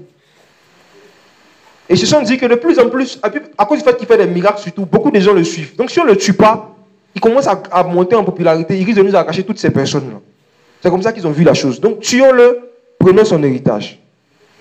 Qu'est-ce qui a envoyé toutes ces tueries-là? Une seule question. Où sont les fruits de la vigne que vous gérez? C'est la seule question que le maître a demandé. Il a envoyé ses serviteurs pour dire, donnez-moi les fruits. Et parce qu'il n'y avait pas de fruits, ils étaient devenus nerveux, agressifs. La Bible dit que quand Jésus est venu en Israël, il a trouvé le peuple qui était comme des brebis qui n'ont pas de berger. Pourtant, il y avait des bergers, il y avait des gens qui étaient censés être des bergers, qui prenaient les dîmes des gens, ils prenaient les offrandes, ils prenaient les honneurs, ils aimaient les premières places dans les synagogues. Mais tout ça là, toute l'œuvre qu'ils faisaient là, ça ne portait pas de fruits dans la vie des gens. Il n'y avait pas de fruits. Les gens ne se rapprochaient pas de Dieu. Les gens ne grandissaient pas dans la sanctification. Le fruit de la vigne, c'est la sanctification qui ressort du ministère d'un homme qui dit être appelé par Dieu. Le dimanche passé, le frère Michael avait partagé quelque chose sur le passage de Colossiens chapitre 1, où Paul disait que ce à quoi nous travaillons dans notre ministère, c'est d'enseigner pour emmener tout homme parfait à Christ. Ça veut dire qu'il y a des gens qui gèrent la vigne dans l'intention que les gens produisent du fruit. Dans l'intention que les gens produisent du fruit, qu'il y a des fruits dans la vie des gens. Le fruit de la repentance, par exemple. Le premier des fruits. Le fruit de la repentance. Et Jean-Baptiste a dit à ces pharisiens qui venaient se faire baptiser en masse, ne vous dites pas en vous-même que nous avons Abraham pour père. Matthieu chapitre 3. Mais produisez en vous-même des fruits dignes de la repentance. Donc les vignerons eux-mêmes, ils n'avaient pas de fruits. Un homme ne peut donner que ce qu'il a. Mais c'est eux qui enseignaient. Et les fruits de la repentance, là-même, ils ne portaient pas ça. En gros, ils vivaient dans le péché. Mais c'est eux qui se proclamaient être les vignerons. Les conséquences, le maître a décidé de leur arracher pour confier la charge à d'autres personnes qui en donneront les fruits comment? En leur saison. Alors, frères et sœurs, ça c'était l'ancienne alliance. On reprend, les vignerons c'était les sacrificateurs, les pharisiens, la vigne c'était Israël, les juifs et toutes les personnes qui avaient adhéré à la loi de Moïse. Maintenant, quand le Fils est venu, ils l'ont tué. Quand il est mort, il est ressuscité. Qu'est-ce qu'il a fait? C'est qui maintenant la vigne? C'est qui les vignerons, tout ça? Allons dans Jean chapitre 15. Jean 15, le verset 1. Je lis maintenant. Je suis le vrai cep et mon père est le vigneron. Dans la nouvelle alliance, c'est un seul vigneron. Il a repris, le prophète lui-même, il est devenu le vigneron. Il a repris sa chose en main. Il est le vigneron. Et son fils, c'est-à-dire son corps physique, Christ homme, il est le cep, c'est-à-dire il est le taureau sur lequel les vignes là vont pousser. Mais maintenant, le vigneron, c'est le père. C'est plus un homme. C'est plus un homme. C'est l'une des raisons pour lesquelles Jésus a dit n'appelez personne sur la terre père. N'appelez personne sur la terre vigneron. C'est Jésus qui est le chef de l'église. C'est lui qui est le chef du peuple de Dieu maintenant. Le peuple de Dieu a un seul chef, c'est Jésus. C'est le père. C'est le vigneron. En même temps, il est le vigneron, lui-même, il est le cep. Maintenant, nous, on est quoi? On dit on est sarment. Sarment, c'est quoi? Quand vous regardez dans le dictionnaire, quand vous tapez sarment, même dans le dictionnaire français, Larousse, on dit ce sont les branches qui poussent sur le cep chaque année. Précision. Chaque année. On dit que c'est des branches qui poussent chaque année. Ça montre que chaque année, chaque seconde, chaque jour, Jésus produit des disciples. Il y a des conversions dans le monde entier. Quand on le voit ou quand nous on ne le voit pas, les gens se donnent à Jésus. Les gens se convertissent. Et le Seigneur a dit que la parole du royaume, c'est semblable à une semence qui a été jetée en terre. Et c'est un homme qui l'a mis en terre, qui dorme ou qui veille, elle va produire du fruit sans qu'il ne sache comment. Alléluia. C'est pour décharger un peu le frère qui se disent que si eux ils n'évangélisent pas, le monde va s'écrouler. Ne vous inquiétez pas. Jésus est le vigneron. Jésus s'occupe de sa vigne. C'est par amour pour nous que de temps à autre, il fait exprès de nous utiliser. Sinon, sans nous-mêmes là, chaque année, il produit des sarments. Avec ou sans nous, son royaume avance. Parce que le Seigneur nous aime tellement qu'il veut qu'on soit co-héritier avec lui, qu'on participe dans le travail de cette vigne-là, par rapport aux œuvres, par rapport à l'œuvre plutôt. Mais nous aussi, si le Seigneur nous fait grâce de travailler, on doit chercher les fruits. On n'a pas à être satisfait par le nombre de personnes qui viennent ou bien par la flatterie que les gens nous font à travers ce qu'on fait. On doit se préoccuper, on doit faire un bilan chaque fois. Où sont les fruits? Est-ce que les gens, véritablement, les enseignements qu'on leur donne, là, ils pratiquent? Est-ce que les gens prennent des décisions par rapport au péché? Est-ce qu'ils prennent des décisions par rapport à la vie de méditation, à la vie de prière? Est-ce qu'ils se consacrent de plus en plus au Seigneur? Ou bien ils viennent juste écouter pour écouter? J'ai lu l'histoire d'un homme qui s'appelait Charles Finney, aux États-Unis. Il est mort maintenant. Et cet homme-là, il avait faim du réveil. De la même manière que dans le monde, il y a des chercheurs d'or. Dans le royaume des cieux, il y a des chercheurs de réveil. Des gens qui vont de village en village, de ville en ville, de lieu en lieu, pour prêcher la repentance, dans le but de voir des gens abandonner le péché. Donc quand ils prêchent l'évangile, et qu'il n'y a pas ce fruit-là, c'est ça qu'ils cherchent, le fruit de la repentance. Il ne voit pas des gens se repentir de leur manière de vivre. Il n'est pas satisfait. Et un jour, dans une localité des États-Unis, les gens ont vu comment est-ce que ce que le Seigneur faisait par sa main. Donc ils ont décidé de lui confier la charge d'une assemblée. Et il dit qu'il a prêché dans cette assemblée-là pendant plus d'1 an. Et au bout d'1 an, il s'est rendu compte que les gens qui venaient dimanche après dimanche pour l'écouter ne changeaient pas par rapport au péché. C'était la même vie. Il ne voyait pas les gens pratiquer ce qu'ils disaient. Parce qu'il les visitait. Il visitait ces gens-là en dehors du dimanche. Et au bout d'1 an, un dimanche, on dit il est venu. Il s'est tenu devant le pupitre. Il a dit au frère qui était là, ça fait plus d'1 an que je travaille ici et que je ne vois pas des fruits de la repentance. C'est le même péché, c'est la même chose. Et il a dit, je connais parmi vous ceux et celles qui sont dans les péchés, il y a des péchés qui n'ont pas encore réglé depuis tout ce temps. Soit vous vous levez, vous venez devant ici aujourd'hui, et vous prenez la décision devant tout le monde. Vous prenez l'engagement devant tout le monde de changer. Soit moi je démissionne. Et dans son livre, on dit, personne ne s'est levé, tout le monde était assis. Le titre du livre, c'est le feu du réveil. Tout le monde s'est assis. Il a continué à insister. Il dit qu'il a commencé à insister sur le fait que chaque année, le maître de la vigne, il vient chercher des fruits. Il y a une parabole comme ça, dans Luc chapitre 13. Où il dit, je viens, ça fait 3 ans que je viens et je ne trouve pas de fruits. Les gens ne se sont pas levés. Il voit que personne ne réagissait. Un temps, il dit qu'il connaissait ceux qui étaient dans les cadres, les gens qui vivaient dans le péché depuis tout le temps, depuis qu'il était venu. Et puis qu'est-ce qu'il a fait? Il a déposé le micro, il est parti.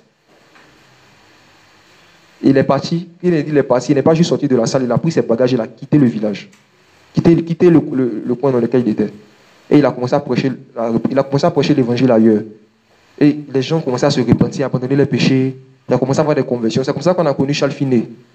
S'il était resté dans ce coin-là, où les gens ne voulaient pas se changer, là, il allait lui-même tuer l'œuvre à laquelle le Seigneur l'a appelé. Parce que le Seigneur, dans Jean 15 encore, il a dit que c'est lorsqu'on va porter beaucoup de fruits, c'est là que notre Père sera glorifié. Je m'adresse aux frères et sœurs qui travaillent dans l'œuvre du Seigneur. Évaluez au bout d'1 an, au bout de 2 ans, 6 mois, évaluez à chaque fois, est-ce que vous avez vu des gens qui ont porté des fruits de la repentance? Si ce n'est pas le cas, là, remettez-vous vous-même d'abord en cause, et puis remettez en cause la sincérité de ces gens qui sont devant vous. Parce que c'est des fruits qu'on cherche. Et s'il n'y a pas ça, on ne peut pas être satisfait. S'il n'y a pas de conversion, on ne peut pas être satisfait. Comment une assemblée locale va être là pendant 6 mois, 3 mois, 1 an, pour certains endroits, il n'y a pas de conversion. Il n'y a pas de baptême. Il n'y a pas de témoignage qui va venir dire, voici, j'ai abandonné, j'ai entendu l'évangile, j'ai abandonné ma vie de péché. Il n'y a pas. Et puis, ils sont satisfaits, ils sont là. Il y a beaucoup de vignes à Abidjan. Mais les vignes où le Seigneur peut venir et trouver les fruits de la repentance, il n'y en a pas. Ceux qui portent véritablement du fruit, par rapport à la repentance d'abord, aux choses que Dieu leur demande d'abandonner, ils sont très peu. D'abord même parmi ceux que le Seigneur a établis pour conduire les choses, et ensuite par rapport même aux frères et sœurs qui fréquentent les assemblées ci et là. On n'insiste plus sur les fruits. On n'insiste plus pour dire aux gens, le Seigneur vient chercher des fruits. C'est les fruits du Seigneur qu'on cherche. Et le fruit de la vigne, lorsqu'on le prend dans le repas du Seigneur, le symbole, ça représente d'abord les souffrances. Le sang que le Seigneur a donné pour nous, c'est souffrance. Et ça représente deuxièmement aussi les souffrances que nous sommes appelés à subir pour pouvoir entrer dans le royaume des cieux, dont on a parlé tout à l'heure, les tribulations. Quand on prend ça en mémoire du Seigneur, ça nous rappelle de la même manière que le Seigneur a accepté de boire cette coupe. Il a accepté les choses difficiles, la volonté difficile du Père pour sa vie. Nous aussi, on doit accepter les choses difficiles que Dieu permettra dans notre vie. Voici le symbole encore du sang. Et dans ces souffrances-là, dans ce fruit de la vigne-là, frères et sœurs, le Seigneur dit que celui qui ne boit pas ça, dans Jean 6, il ne peut pas avoir la vie. Celui qui n'accepte pas les souffrances que Dieu permet dans sa vie, mais qui murmure contre le Seigneur, il ne pourra pas avoir la vie. Il ne pourra pas avoir d'intimité avec le Seigneur. En tant que chrétien, si à chaque fois qu'on traverse des humiliations, des frustrations, on traverse des moments difficiles, on ne bénit pas Dieu pour cela. On ne dit pas Seigneur merci. De tout notre cœur, on n'accepte pas ça dans nos vies. Mais quand on murmure contre le Seigneur, on devient amer envers les gens qui nous entourent. On n'est pas en train de boire le sang du Seigneur.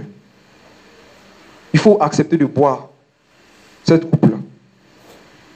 Il faut accepter. D'une manière ou d'une autre, même si quand tu es païen, tu es appelé à souffrir. Les païens souffrent aussi, mais ils ne souffrent pas pour Dieu. Tous les êtres humains sur la terre souffrent, tout le monde a des problèmes. Mais c'est les motifs pour lesquels on souffre là qui nous différencient. Paul dit à Timothée, souffre avec moi comme un bon soldat de Christ. Le Seigneur cherche des gens qui vont souffrir avec lui. Paul en a cherché un moment de son ministère, il ne trouvait pas. Tout le monde voulait servir Dieu dans le confort. Et il était un moment où il était en prison. Et il dit qu'il y a beaucoup qui l'ont abandonné quand ils ont vu qu'on l'a emprisonné. Beaucoup qui avaient l'air zélés pour l'évangile. Jusqu'à ce que Paul commence à boire la coupe du Seigneur pour sa vie à un certain niveau. Quand il a commencé à boire la coupe, le sang du Seigneur, beaucoup de gens ont abandonné Paul. Parce qu'eux, ils ne voulaient pas boire. Ils voulaient boire l'eau seulement. Ils voulaient la parole qui adoucit, qui console les cœurs, mais ils ne voulaient pas la parole sous la version sang, le vin. Ces deux liquides-là, l'eau et le sang, ça représente la parole du Seigneur, mais c'est deux manifestations différentes de la parole du Seigneur. L'eau, ça fait du bien, ça rafraîchit, ça purifie, ça nettoie. Maintenant, le vin, ça brûle. Mais ce qui est le deuxième symbole encore qu'il y a dans le vin, ce qui est intéressant à ça, c'est qu'il y a la joie dedans. Il y a beaucoup de passages dans l'Ancienne Alliance, on va peut-être lire quelques-uns, qui montraient que le vin physique, là, les hommes l'utilisaient par rapport à la joie. Et spirituellement parlant, il y a une joie que Dieu veut nous faire expérimenter dans les souffrances. C'est ça qui est le fruit de l'esprit. C'est une joie qu'on expérimente quand on a des problèmes. On va lire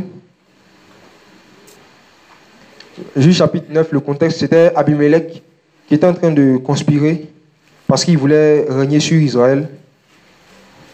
Et je vais lire à partir du verset 1. Abimelech, fils de Jérubal, s'en alla à Sichem vers les frères de sa mère et leur parla, ainsi qu'à toute la maison du père de sa mère. Je vous prie, faites entendre ces paroles à tous les seigneurs de Sichem, lesquels vous semblent le meilleur que 70 hommes, tout fils de Jérubal, domine sur vous, ou qu'un seul homme domine sur vous. Et souvenez-vous que je suis votre os et votre chair. Les frères de sa mère dirent de sa part toutes ces paroles aux oreilles de tous les seigneurs de Sichem. Et leur cœur se tourna après Abimelech, car il disait c'est notre frère. Et il donnait 70 cycles d'argent à la maison de Baal-Bérith. Abimelech s'en servit pour acheter des hommes misérables et turbulents qui allaient après lui. Et il vint dans la maison de son père, Ophra, et tua sur une seule pierre ses frères, fils de Jérubal, qui étaient 70 hommes. Il ne resta qu'à Jotam, le plus jeune des fils de Jérubal. Et tous les seigneurs de Sichem s'assemblèrent avec toute la maison de Milo, et ils vinrent et firent d'Abimelech leur roi près du chêne de Sichem. On le rapporta à Jotam qui alla se tenir au sommet de la montagne de Gazim, et en les appelant, il dit, en élevant la voix, écoutez-moi, seigneur de Sichem, et que Dieu vous entende. Puis il a donné une parabole. Les arbres allèrent pour oindre un roi, et il dit à l'olivier, règne sur nous. Mais l'olivier leur répondit, renoncerai-je à mon huile par laquelle Dieu et les hommes sont honorés pour aller m'agiter sur les arbres? Puis les arbres dirent au figuier, viens, toi, règne sur nous. Mais le figuier leur répondit, renoncerai-je à ma douceur et à mon bon fruit pour aller m'agiter sur les arbres? Puis les arbres dirent à la vigne, viens, toi, règne sur nous. La vigne répondit, renoncerai-je à mon vin qui réjouit Dieu et les hommes pour aller m'agiter sur les arbres?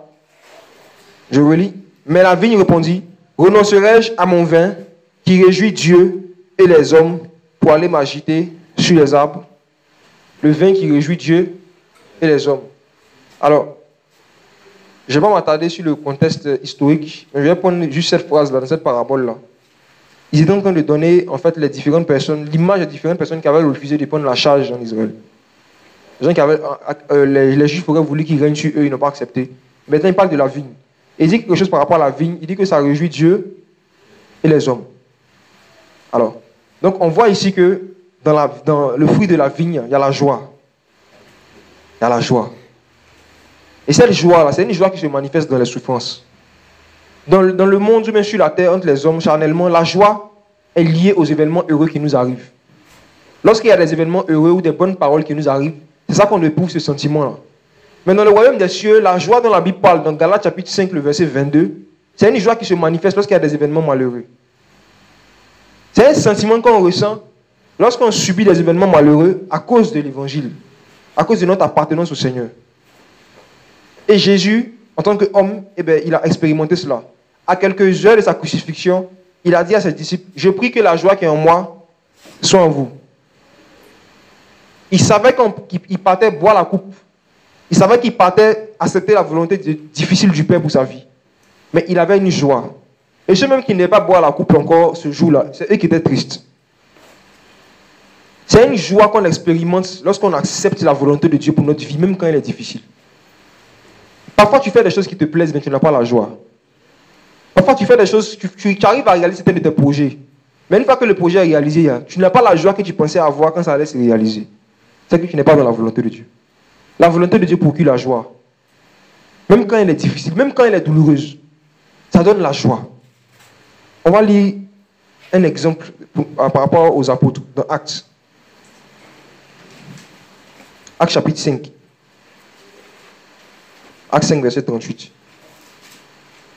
C'était, comme d'habitude, les anciens vignerons qui étaient en train de battre, qui venaient de maltraiter ceux à qui le Seigneur avait confié maintenant la nouvelle vigne, le vin nouveau, l'église.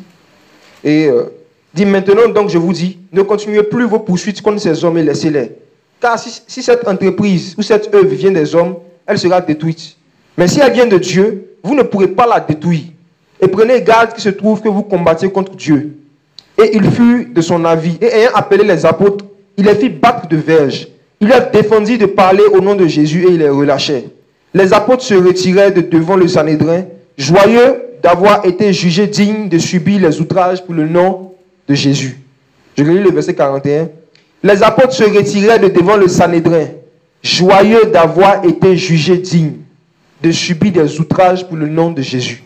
Frère, voici le fruit de l'esprit qu'on appelle la joie. C'est ça qui est là.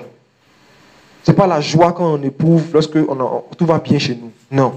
C'est la joie qu'on éprouve lorsqu'on est ingrat, on n'est pas ingrat. Lorsque la gratitude nous pousse à être reconnaissants envers Dieu pour la grâce qu'il nous donne de subir des outrages à cause de son nom. On était tellement misérable qu'on n'avait même pas le droit de souffrir pour Dieu. Vous vous en rendez compte? On n'a même pas le droit. C'est un privilège de participer à la communion des souffrances du Seigneur. Et eux, par la grâce du Seigneur, ils avaient accepté ce message dans leur cœur. Donc quand on les battait de verge, on dit qu'ils étaient joyeux. Ils bénissaient Dieu, ils glorifiaient le Seigneur. Et surtout, on dit qu'ils ne cessaient d'annoncer l'évangile. Le dernier verset. Tous les jours, ils ne cessaient d'enseigner, d'annoncer l'évangile dans le temple de maison en maison. Mais il y a des personnes, quand on commence à les persécuter, tous les jours, ils cessent d'annoncer l'évangile. Ils ne prêchent plus. Je suis combattu, ils ne parlent plus. Voici les premiers combattus de la Bible. On dit qu'ils repartit joyeux et ils ne cessaient de continuer ce pourquoi même on les a frappés. Frères et sœurs, on doit aspirer à ce fruit-là, demander ça au Seigneur. C'est le fruit de la vigne aussi. C'est le fruit de la vigne. Il y a la souffrance, il y a la douleur dans la volonté du Seigneur, puis il y a la joie en même temps. Les deux sont dedans. Donc lorsque on prend ça en mémoire du Seigneur, on se rappelle les souffrances que le Seigneur, par quoi le Seigneur est passé et la joie qui lui était réservée. Et ça nous rappelle que nous aussi, quelles que soient les souffrances par lesquelles Dieu a permis qu'on passe, il y a une joie qui nous est réservée. Et on doit avoir les yeux fixés sur ça. La joie qui nous est réservée dans le ciel. La joie qui nous est réservée sur la terre ici, dans la présence du Seigneur. Voici le fruit de la vie. Ça, ce sont quelques explications de ces symboles-là que le Seigneur a utilisés. Voyez? Mais j'exhorte chacun de nous, après aujourd'hui, à aller méditer encore dessus. Je sais que le Seigneur va permettre que d'autres personnes comprennent ça d'une autre manière encore pour l'édification. Amen. Que chacun aille méditer encore davantage dessus. Maintenant, dans la pratique, comment est-ce que ce repas doit se prendre? Eh bien, simplement, il faut d'abord, comme on a dit, être disciple du Seigneur. Il faut être convaincu toi-même que vraiment tu es né de nouveau. Jésus prêchait et il a dit, on ne met pas du vin nouveau dans de vieilles outres. Sinon, qu'est-ce qui se passe? Les outres vont se casser. Vous voyez? Si tu sais que tu n'es pas né de nouveau, tu ne dois pas manger à ce repas, toucher à ce repas. Si tu n'es pas convaincu de ta nouvelle naissance, si tu n'es pas sûr que véritablement un jour tu t'es converti, tu ne dois pas toucher à cela. C'est le vin nouveau là. Amen. Ce n'est pas pour les vieilles outres. Il faut être disciple du Seigneur. Première chose. Deuxième chose, contrairement à ce que beaucoup pensent, il ne faut pas forcément être nombreux pour le prendre. Jésus a dit, là où 2 ou 3 sont réunis en mon nom, je suis au milieu d'eux. Amen. À partir du moment où vous êtes 2 ou 3, vous pouvez le prendre. Ça peut se prendre avec n'importe quel autre groupe de disciples. Et comment ça se fait? Eh bien, chacun apporte un repas. C'est un repas. Et dans ce repas-là, en plus de ce repas-là, plutôt, on apporte aussi du pain et du vin qu'on partage. En mémoire du Seigneur. Voyez? C'est aussi simple que ça. Il n'y a pas un autre protocole particulier à respecter. Il y a des pensées par rapport à ça qui disent qu'il faut forcément prendre ça la nuit. C'est faux. Le symbole que le Seigneur a donné là, c'est que c'est le repas, le partage du repas, plus le pain et le vin. Il n'a pas donné d'autres choses, d'autres conditions par rapport à cela. Si on veut se plonger dans le contexte dans lequel Jésus était et dit qu'on doit reproduire forcément le même contexte, ça veut dire que non seulement on doit prendre ça la nuit, mais on doit prendre ça aussi dans une chambre haute et meublée. Parce qu'ils ont pris ça dans une chambre haute et meublée. Voyez? Et il doit avoir un traître qui soit là aussi. Voyez? Donc on ne va pas rentrer dans toutes ces considérations-là. À partir du moment où il y a du pain, hein, et il y a le fruit de la vigne, il y a un repas et il y a des disciples. C'est le repas du Seigneur. Amen. C'est aussi simple que ça. Vous pouvez le prendre chaque jour si vous voulez, si vous en avez les moyens. Pour les personnes qui sont mariées, vous pouvez prendre ça autant de fois que vous voulez à la maison. Pour les frères qui habitent dans certaines zones, vous pouvez définir un jour où ce jour-là vous vous réunissez et vous prenez ça. Et vous partagez d'abord le pain spirituel, vous partagez d'abord la parole. Chacun partage quelque chose qui tourne autour de la crucifixion, de la résurrection de Jésus. S'il y a des frères qui ont des éclairages par rapport à ce que Jésus a vécu depuis Gethsémane jusqu'à Golgotha, ils peuvent partager. Mais c'est vraiment quelque chose qu'on fait en mémoire de ce que Jésus a fait, principalement de son sacrifice. Et il n'y a pas de... J'insiste, il n'y a pas une autre condition particulière pour le prendre. Maintenant, concernant la doctrine, il ne faut pas pécher la veille. Il ne faut pas pécher le samedi avant de prendre le dimanche. Qu'est-ce qu'il en est? Alors, on va prendre 1 Corinthiens chapitre 11.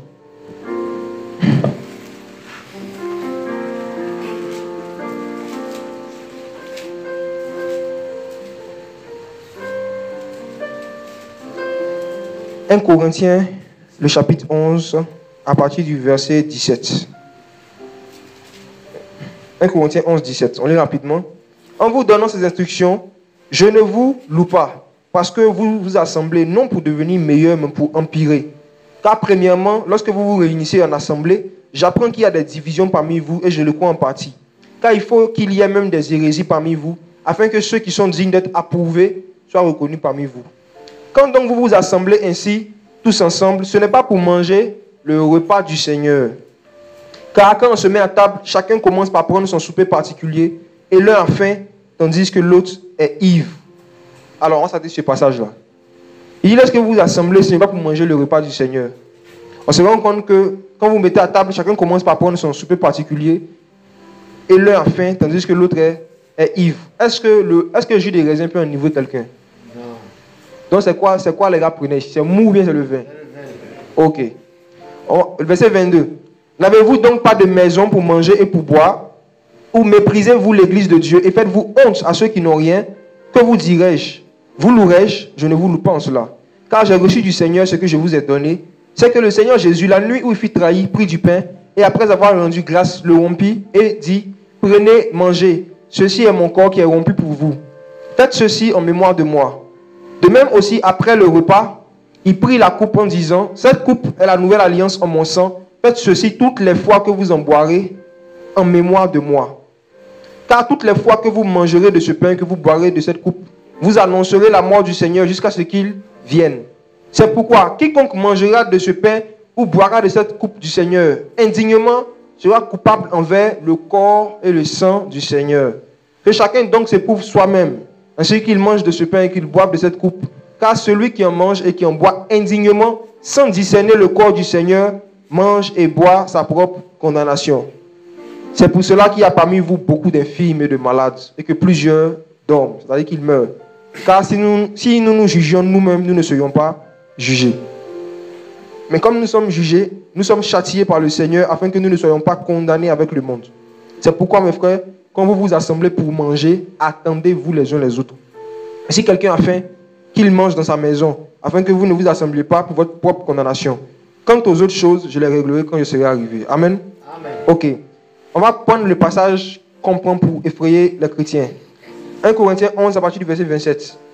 C'est pourquoi quiconque mangera de ce pain et boira la coupe du Seigneur indignement sera coupable envers le corps et le sang du Seigneur. Ok.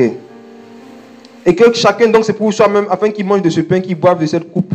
Car celui qui mange et qui boit indignement, sans discerner le corps du Seigneur, mange et boit sa propre condamnation. Que signifie cette phrase? Celui qui mange sans discerner le corps du Seigneur, boit sa propre condamnation. Le corps du Seigneur, c'est qui?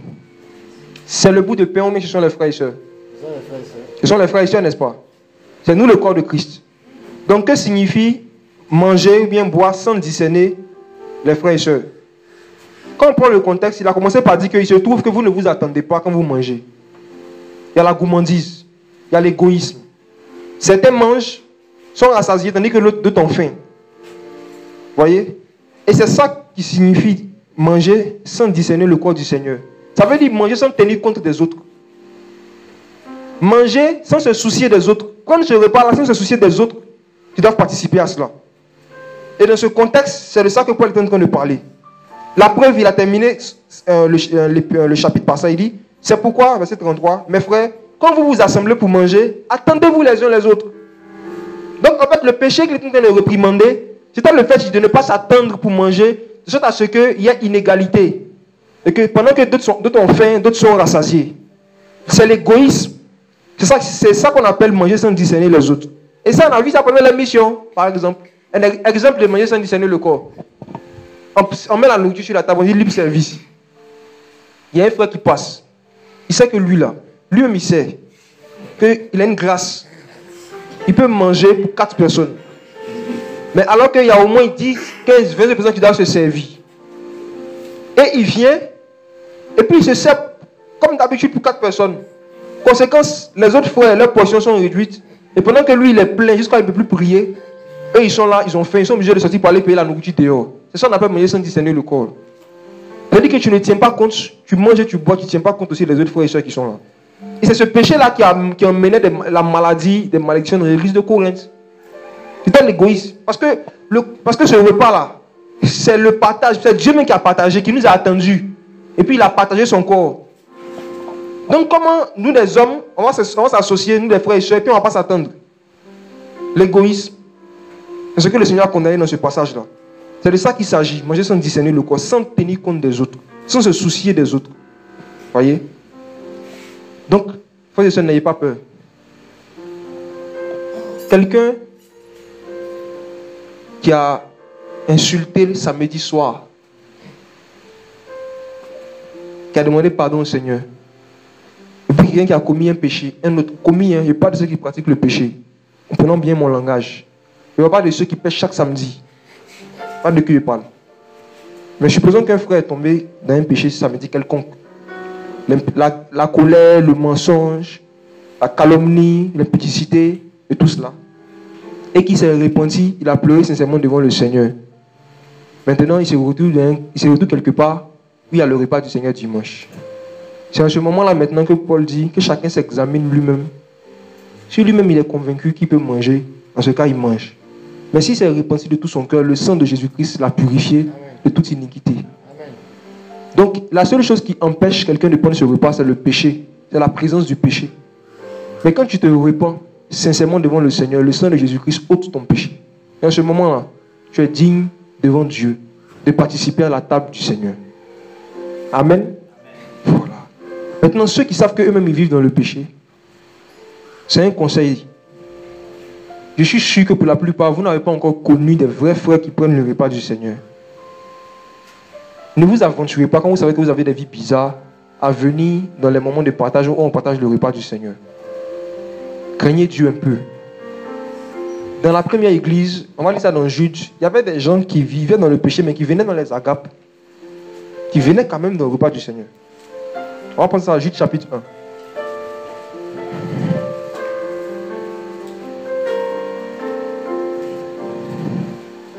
Jude chapitre 1 à partir du verset 3.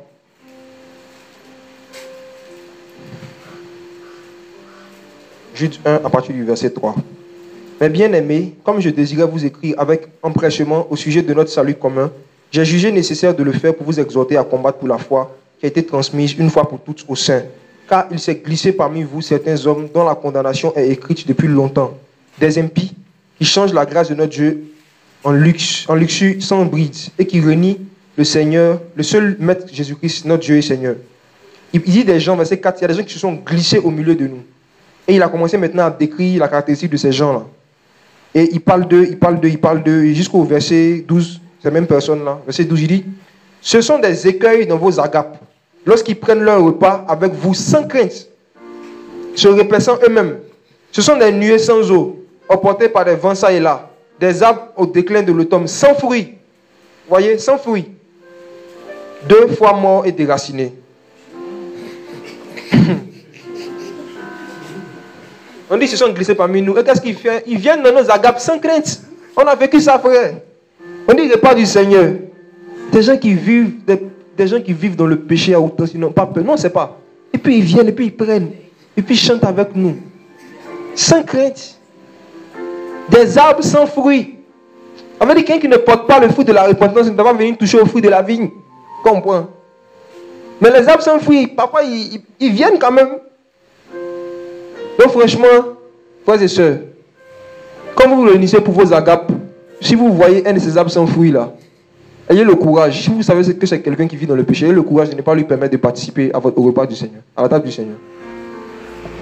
1 Corinthiens chapitre 10.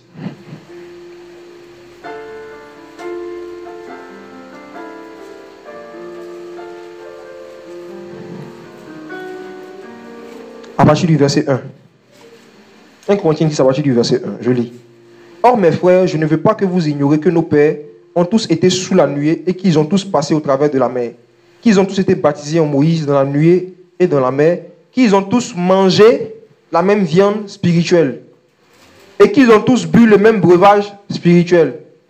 Car ils buvaient au rocher spirituel qui les suivait et ce rocher était Christ. Mais Dieu ne prit pas plaisir en plusieurs d'entre eux et ils périrent dans le désert. Or, ces choses ont été des exemples pour nous afin que nous ne convoitons pas des choses mauvaises, comme eux-mêmes les ont convoitées. Ne devenez pas idolâtres comme quelques-uns d'entre eux, selon qu'il est écrit. Le peuple s'assit pour manger et pour boire, puis ils se levèrent pour jouer. Ne nous prostituons pas comme quelques-uns d'entre eux se prostituaient, de sorte qu'ils tombent à 23 000. Verset 7 d'abord, on dit ne devenez pas idolâtres comme quelques-uns d'entre eux, selon qu'il est écrit. Le peuple s'assit pour manger, pour boire, et ils se levèrent pour jouer. Voilà. Ces idolâtres-là, quand ils viennent, ils voient ça comme un moment pour manger, pour boire et pour jouer. Comme un moment de divertissement. Maintenant, le Seigneur parle de sa table. À partir du verset 16. Il dit, la coupe de bénédiction que nous bénissons, n'est-elle pas la communion du sang de Christ? Et le pain que nous rompons, n'est-il pas la communion du corps de Christ? Puisqu'il y a un seul pain, nous qui sommes plusieurs, nous sommes un seul corps. Et nous sommes tous participants du même pain. Maintenant, verset 21, pour gagner un peu de temps, il dit, vous ne pouvez pas boire à la coupe du Seigneur et à la coupe des démons.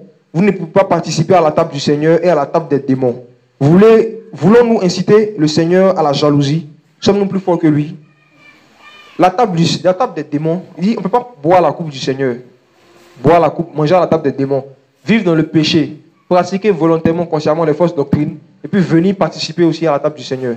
La table du Seigneur, c'est d'abord les moments de communion fraternelle qui entre les chrétiens. Et puis c'est aussi le repas du Seigneur.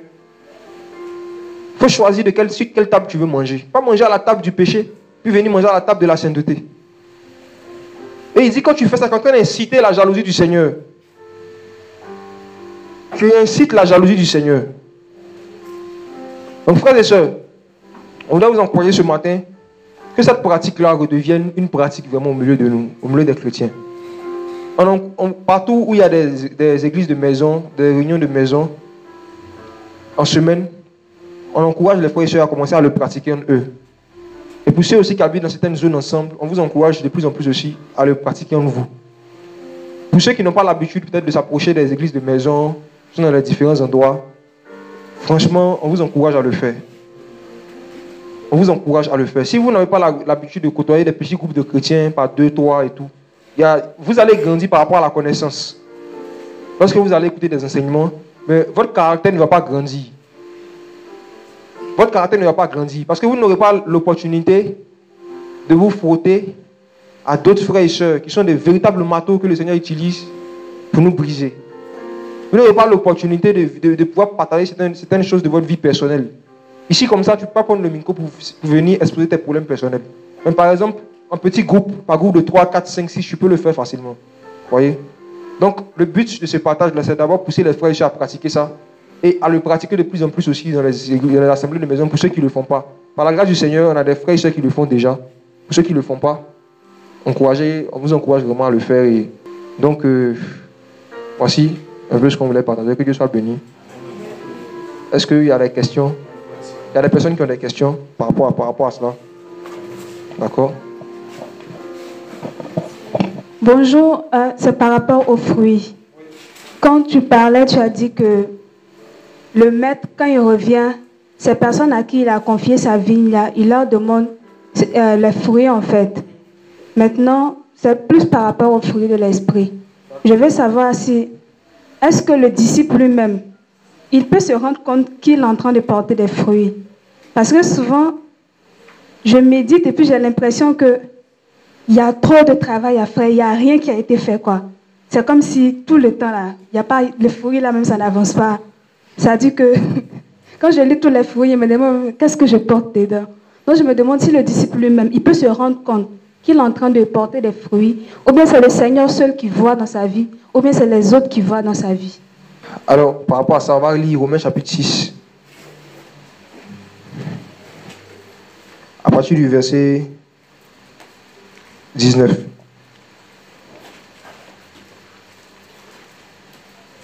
Romains 6, verset 19. Je parle à la façon des hommes à cause de la faiblesse de votre chair. De même, en effet, que vous avez offert vos membres comme esclaves à l'impureté et à l'iniquité pour l'iniquité, de même, offrez vos membres comme esclaves à la justice pour la sanctification. Car lorsque vous étiez esclaves du péché, vous étiez libres à l'égard de la justice. Quels fruits donc avez-vous alors? Des fruits dont maintenant vous avez honte. Certes, la fin de ces choses, c'est la mort. Je relis le verset 21. Quels fruits donc aviez-vous alors, avant? Des fruits dont maintenant vous avez honte. Certes, la fin de ces choses, c'est la mort. Mais maintenant que vous êtes affranchis du péché et asservis de Dieu, vous avez pour fruit la sanctification et pour fin la vie éternelle. Amen. Tu peux te rendre compte toi-même que tu es en train de porter du fruit. Pourquoi? Parce qu'au verset 21, il est écrit que les fruits qu'on portait avant, les mauvaises choses qu'on faisait là, aujourd'hui on a honte de ça. Ce n'est pas des choses qu'on faisait inconsciemment. C'est des choses qu'on faisait qui ne sont pas bien. On sait que ce n'est pas bien. Et aujourd'hui, comme on a éclairé encore avec la parole, on voit que c'était des choses honteuses. Tu vois, non? Donc c'est pareil. Comment est-ce que tu fais pour savoir que tu es en train de porter du fruit? Il faut regarder les actes que tu poses aujourd'hui. Tu peux savoir si tu es en train de porter du fruit en fonction de ton amour pour la sanctification. Parce que le fruit, le premier fruit, c'est la sanctification, comme c'est écrit. Donc, à partir du moment où tu ne pratiques pas volontairement le péché, ben, tu portes du fruit. Aussi simple que ça. Porter du fruit consiste d'abord à vivre dans la sanctification. Se sanctifier, tenir son corps dans l'honnêteté, comme la Bible le dit. Se sanctifier, aimer. Comment tu sais que tu portes du fruit? Quand des messages de repentance te parviennent, ou bien quand le Seigneur t'interpelle sur un point, à partir du moment où tu obéis, tu as porté un fruit comme ça. Le Seigneur te dit, renonce à telle chose. Quand tu renonces, tu portes du fruit. Quand tu t'endurcis, tu ne portes pas de fruit. Donc le fruit, ça consiste simplement à obéir au commandement de Dieu. Donc chacun sait s'il obéit au commandement du Seigneur ou pas dans sa vie. Donc tu peux savoir si tu portes du fruit, effectivement. Maintenant, le fruit de l'esprit, ça c'est autre chose. Dans Galates 5, on va prendre ça. Galates chapitre 5, à partir du verset 22. Mais le fruit de l'esprit, c'est la charité, la joie, la paix, la patience, la bonté, la bienveillance, la foi, la douceur, le contrôle de soi. Le fruit de l'esprit. Tu vois? En fait, les fruits qui ont été cités ici, là, ce sont des choses que le Saint-Esprit lui-même produit en nous lorsque nous pratiquons ses commandements. Quand tu pratiques les commandements de Dieu, là, je prends un exemple. Si le Seigneur te dit, va, prêche la repentance, la sanctification là. Quand tu vois que tu obéis, non? Quand tu es juif, tu sens la joie, le fruit de l'esprit. Amen. Le Saint-Esprit produit ça en toi parce que tu as accepté de pratiquer ses commandements. Quand le Seigneur te dit de prier pour ceux qui te maltraitent, lorsque quelqu'un te parle mal, ou te traite mal, et que tu obéis, tu pries pour la personne là, automatiquement il y a un fruit qui pousse en toi, la patience, la maîtrise de soi. Tu vois? Le Saint-Esprit produit ça en nous lorsque nous pratiquons ses commandements. C'est de ça qu'il s'agit ici. Parce que même la charité qu'il a citée, dans Romains 11, 22, la Bible dit que l'amour de Dieu est déversé dans nos cœurs par le Saint-Esprit. Tu vois? Toutes les autres choses, la joie, Jésus a dit, je prie pour vous, que ma joie soit en vous. Non, c'est pas nous, c'est lui-même qui met en nous, etc. La paix, c'est Dieu même qui nous donne une paix qui surpasse toute intelligence, etc. C'est des sentiments que Dieu produit en nous lorsque nous nous soumettons à sa parole, lorsqu'on pratique ses commandements. Donc voici un peu. Amen. Une autre question, amen, mais quelque part. Amen.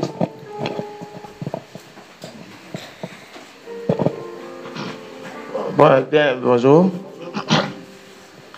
Je voulais demander concernant la persécution au niveau des disciples. J'aimerais savoir si tu es persécuté. Vous savez, ça sous-entend que tu es de Dieu ou bien, je ne sais pas. En fait, c'est ce que je voulais savoir, quoi.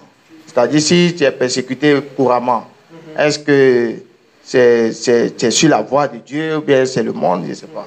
En fait, c'est ce que je veux savoir. Ok, c'est une bonne question. On va prendre 1 Pierre chapitre 3, à partir du verset 13. 1 Pierre 3, verset 13. Tu as trouvé? Ok. Et qui vous maltraitera si vous êtes les imitateurs de celui qui est bon?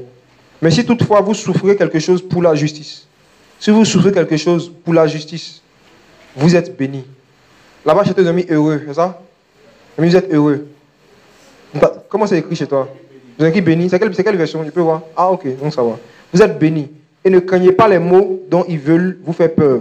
Ne soyez pas troublés, mais sanctifiez le Seigneur dans vos cœurs. Soyez toujours prêts à répondre avec douceur et avec respect. Avec respect à quiconque vous demande une parole concernant l'espérance qui est en vous. Et ayez une bonne conscience afin que ceux qui blâment votre bonne conduite en Christ soient confus de ce qu'ils médisent de vous, comme si vous étiez des malfaiteurs. Maintenant le verset 17. Car il vaut mieux, si telle est la volonté de Dieu, que vous souffriez en faisant le mal qu'en faisant le bien. Qu'il vaut mieux que vous souffriez en faisant le bien qu'en faisant le mal. Pardon. Donc tu vois, la réponse est claire. Hein? Voilà. Il dit que si vous souffrez pour la justice, le verset 14, vous êtes bénis. Donc effectivement, le motif pour lequel on souffre, c'est vraiment important. Parce qu'on connaît des gens qui se mettent dans des persécutions inutiles.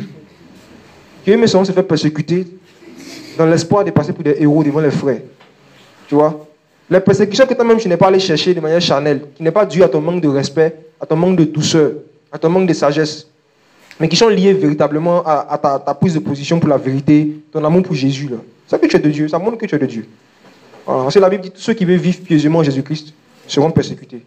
Donc la persécution est une preuve qu'il y a la piété quelque part. Quand il n'y a pas la piété, les gens ne sont pas persécutés. Voilà. Quelqu'un qui avait une question, il y avait une main quelque part. Amen. Pendant ton développement, l'enseignement que tu as donné, tu as parlé notamment des fruits qui devaient être, notamment ceux qui sont dans des ministères spécifiques que Dieu permet, qu'il fallait qu'ils évaluent à intervalles réguliers l'évolution des choses. Et tu as beaucoup parlé en termes de conversion, par exemple. Dans Éphésiens 4, à partir du verset 11, la parole nous dit que notamment les ministères aussi sont, premièrement même, c'est pour l'édification des frères et sœurs que Dieu permet ces ministères-là. Et quand on voit aussi au niveau des fruits de l'esprit, comme tu as parlé du fruit de la vie qui est lié à ces choses-là, on voit, tu as bien indiqué que c'était aussi la sanctification ou la propension des uns et des autres à grandir dans la sanctification qui ressort d'un ministère d'un frère ou d'une sœur. Voilà.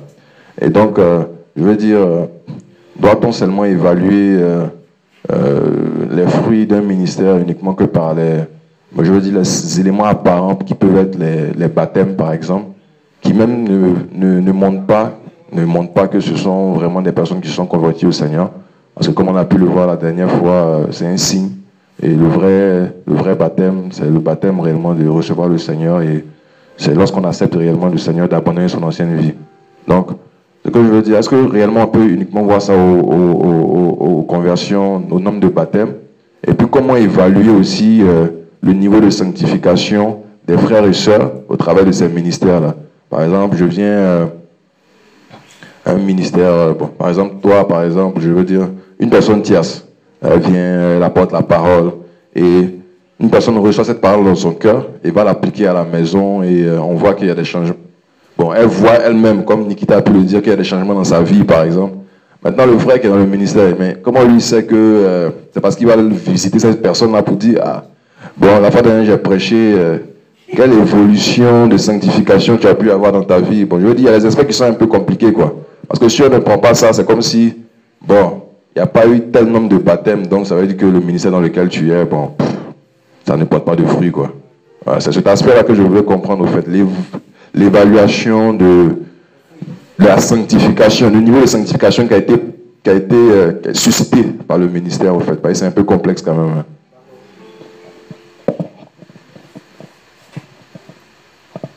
C'est une très bonne question, et béni Dieu pour ça, ça me permet en même temps d'équilibrer ce que j'ai dit. Quand j'étais en train de parler de ça, je parlais toujours dans le cadre d'une assemblée locale. C'est-à-dire des gens qui viennent régulièrement, qui viennent régulièrement. Et c'est que dans ce cadre-là que je parlais, en fait. Ça, c'est effectivement, quand ça, c'est plus facile d'évaluer. Il suffit de visiter les personnes, de voir eux-mêmes le témoignage que les gens rendent de dehors. Ou bien il y a des situations qui vont se passer, vous allez voir leur comportement. Je parlais vraiment dans le cadre d'une assemblée locale. Mais effectivement, comme tu viens de le soulever, quand c'est à l'extérieur d'une église locale, quelqu'un, par exemple, je prends le cas des frères, il y a certains frères au milieu de nous qui vont prêcher souvent dans les rues. Vous voyez, dans les rues, tout le monde passe. La parole tombe dans le cœur de quelqu'un, il s'en va, tu vois. Voilà. Pour ce genre de personnes-là, on ne peut pas évaluer les fruits de ce qu'ils sont en train de faire en fonction du nombre de personnes qui changent de vie, parce qu'ils ne savent même pas comment les besoins changent de vie. Pour des personnes à qui Dieu a confié des services qui sont itinérants, ou bien des services qui les poussent à parler à quelqu'un aujourd'hui qu'ils ne vont plus revoir, ce genre de personnes-là, c'est eux-mêmes qui peuvent évaluer les fruits qu'ils sont en train de porter. Comment? Pas en fonction du nombre de personnes qui vont leur faire un retour, mais eux-mêmes en fonction de leur constance. C'est-à-dire, tant que la personne est en train d'obéir à Dieu, il porte du fruit. Si le Seigneur lui dit, arrête-toi au carrefour, prêche la repentance, tant qu'il le fait, il porte du fruit. Parce qu'il est en train d'obéir au Seigneur. Peu importe l'effet que ça va avoir sur les gens qui passent ou qui ne passent pas, lui, il est en train de porter du fruit parce qu'il est en train d'obéir à la volonté de Dieu pour sa vie. Je ne sais pas si on comprend, voilà, c'est comme ça. Mais je parlais vraiment dans le cadre d'une église locale, quoi. Des personnes qui viennent, qui vont, comme dans le cas de Charles Finney, comme je dis, c'est des gens qu'ils voyaient venir à chaque fois, il allait leur rendre visite, ils partageaient leur vie en fait. Donc ils voyaient qu'il n'y avait pas de changement. Sinon, effectivement, il fait bien de soulever ça. Il y a des personnes, par exemple, je prends le cas des personnes à qui le Seigneur a confié une charge par rapport au social, à l'œuvre sociale. Eh bien, ces personnes-là, on ne va pas leur dire d'évaluer, on ne va pas dire qu'elles doivent regarder les fruits qu'elles portent en fonction du nombre de veuves qui donnent leur vie à Jésus. D'ailleurs, ce n'est pas ça d'abord. À chaque fois que le Seigneur te pousse à mener une action sociale et que tu obéis, tu as porté du fruit. Le fait de porter du fruit est d'abord attaché à l'obéissance, à la volonté de Dieu pour sa vie. C'est vraiment ça. Indépendamment des effets que ça aura sur les gens. Il y a le cas de Paul même qui était allé prêcher dans une ville où il a été battu. On l'a battu jusqu'à ce que les frères même viennent l'entourer. Ce jour, la personne s'était convertie. Mais Paul a porté du fruit. Parce qu'il a obéi à la volonté du Seigneur pour sa vie. Donc, merci, j'équilibre ça. Porter du fruit, ce n'est pas lié forcément au nombre de personnes qu'on voit qui viennent et tout. Non. C'est d'abord lié au fait d'obéir à la volonté du Seigneur pour sa vie. Maintenant, quand c'est dans quelque chose qui est spécifique, quand c'est une œuvre qui est locale, c'est plus facile à évaluer, quoi. À travers la communion fraternelle, les visites qu'on fait. Donc, voici un peu. Merci. Je voudrais revenir sur Galates 5, verset 22. Le mot fruit est utilisé au singulier. Il dit, mais le fruit de l'esprit, c'est la charité, etc. Et ailleurs, dans un passage où on parle des sarments, le Seigneur nous demande de produire de bons fruits. Nous sommes au pluriel. Alors, j'aimerais savoir s'il y a une différence, si c'est la même chose ou c'est une question de nuance. Bon, parce qu'on dit le fruit de l'esprit et aussi on parle de bons fruits au pluriel. Merci, c'est une bonne question. En fait, à ce niveau-là, on prend Galates 5, 22, ils ont mis le fruit, c'est ça? Maintenant, quand on prend Romains chapitre 6, qu'on a lu tout à l'heure, verset 22, là-bas aussi ils ont écrit le fruit, pour fuir la sanctification. C'était au singulier aussi. Donc déjà, ça fait deux fruits. En fait, il y a pas, ce sont des nuances de mots. Voilà. Sinon, ça ne veut pas dire qu'il y a un seul fruit. C'est-à-dire le fruit de l'esprit, c'est, puis il a cité plusieurs choses. Voilà. C'est un mot d'expression. Sinon, dans Romains 6, on voit un autre fruit. Dans Jean 15 aussi, on voit que le Seigneur parle d'un fruit. Dans Matthieu 3, on voit qu'il parle des fruits de la repentance. Il y a différents types de fruits. Voilà. Bonjour à tous. Moi, je voulais vraiment poser la question selon les deux cas de persécution. Parce qu'il y a la persécution inutile et puis la persécution selon la Bible. Parce que je suis chez ma tante, quand je suis venue chez elle, elle a une fille adolescente qui a 12 ans. La petite, vraiment, elle est dure de caractère. Donc, sa maman m'a dit, quand je suis venue au début, elle dit cette année, si elle fait quelque chose qui n'est pas bien, comme nous ne sommes pas là, il faut nous expliquer tout ce qu'elle fait qui n'est pas bien. Donc, à chaque fois, quand elle fait des trucs qui ne sont pas bien, je disais à sa maman aussi, elle n'était pas patiente. Parfois, elle la frappait. Donc, aujourd'hui, la petite, elle m'en veut. Il y a des choses vraiment qu'elle faisait qui n'étaient pas bien. Elle battait sa petite soeur, des injures. Vraiment, elle est difficile de caractère. Donc, aujourd'hui, elle m'en veut. Je veux savoir si ce que j'ai fait est bien ou pas. Ma persécution, si c'est biblique ou c'est pas biblique. Parce qu'aujourd'hui, j'en peux plus. Moi-même, je veux quitter là-bas. C'est difficile. Je ne veux pas vraiment créer des histoires entre elle et puis ses parents. C'est difficile. Très, très difficile. Elle m'en veut, elle ne me parle pas. Je lui parle, elle ne répond pas. Donc, c'est difficile. C'est le silence. Bon, J'aimerais passer le micro à quelqu'un d'autre par rapport à cette question-là. Je ne suis pas habilité à répondre à cela. Je ne sais pas quoi dire. Je ne sais pas s'il y a quelqu'un qui voudrait répondre par rapport à la question de la soeur. Moi, il y a eu.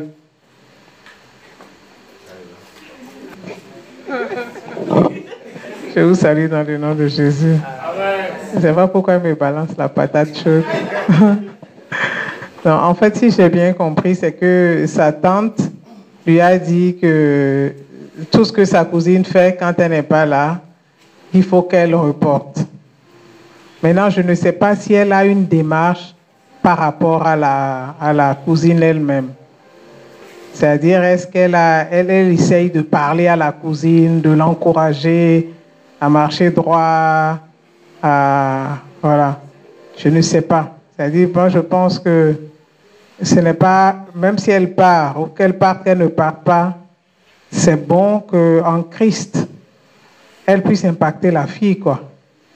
C'est bon qu'elle demande pardon à la petite et qu'elle explique à la petite pourquoi elle faisait tous les rapports. C'est-à-dire que je pense qu'elle doit bâtir quand même une certaine relation avec la petite. C'est très, très important de bâtir une relation avec la petite, de lui demander pardon, de t'humilier devant elle.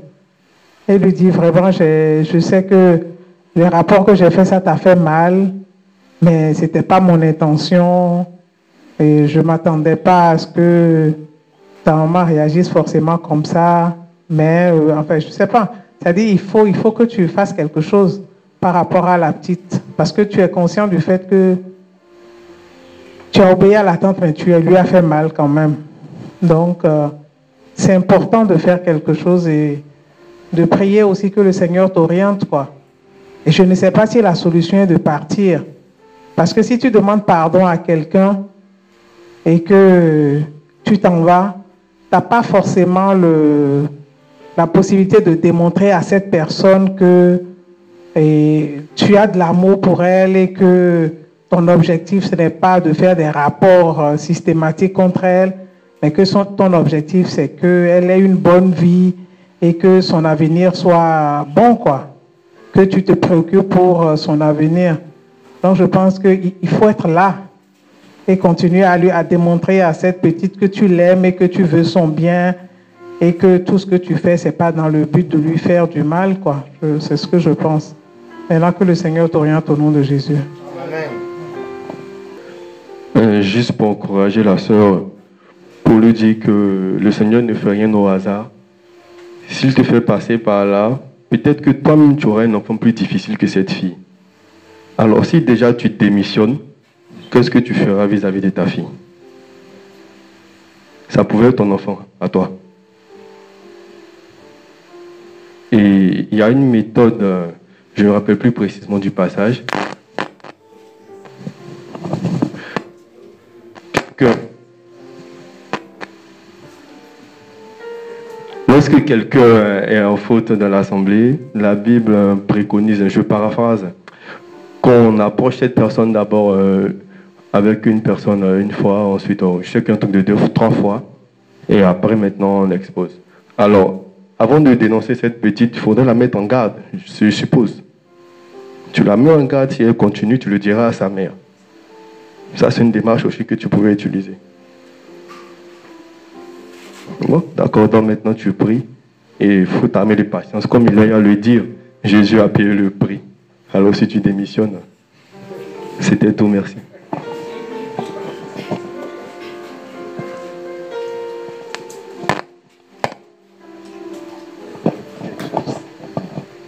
Tu savais.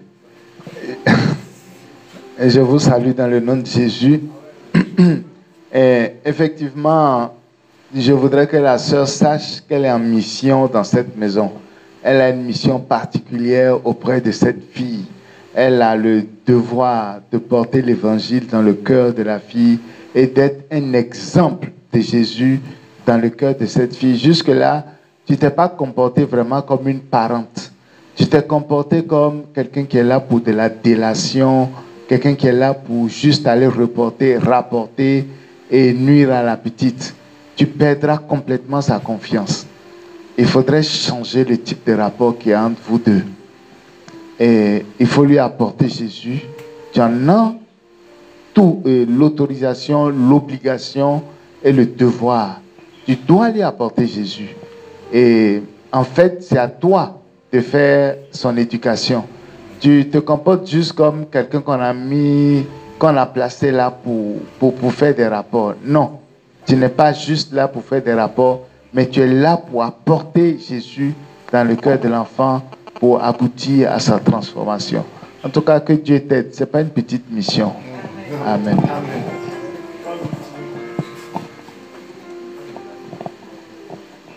Amen. Est-ce qu'il y a une question encore? Non, pas. Ok. Pas de question, on va prier. On va prier. Jésus a parlé à ses disciples dans Jean 7 et puis il a dit, vous êtes heureux si vous savez ces choses pour que vous les mettez en pratique. J'aimerais vraiment qu'on demande la force au Seigneur de pouvoir mettre en pratique ces paroles. Jean 15, il a dit, vous ne pouvez rien faire sans moi. J'aimerais vraiment qu'on prenne conscience de notre misère sans la présence de Jésus. J'aimerais vraiment qu'on prenne conscience de notre incapacité, de notre inutilité sur la terre sans la présence de Jésus. Du fait qu'on est incapable de pratiquer le moindre des commandements de Dieu sans la présence de Jésus, sans l'aide du Saint-Esprit. J'aimerais vraiment que chacun sente sa misère et que chacun demande au Seigneur vraiment de lui faire grâce de pouvoir pratiquer sa parole. Donc prions par rapport à ça.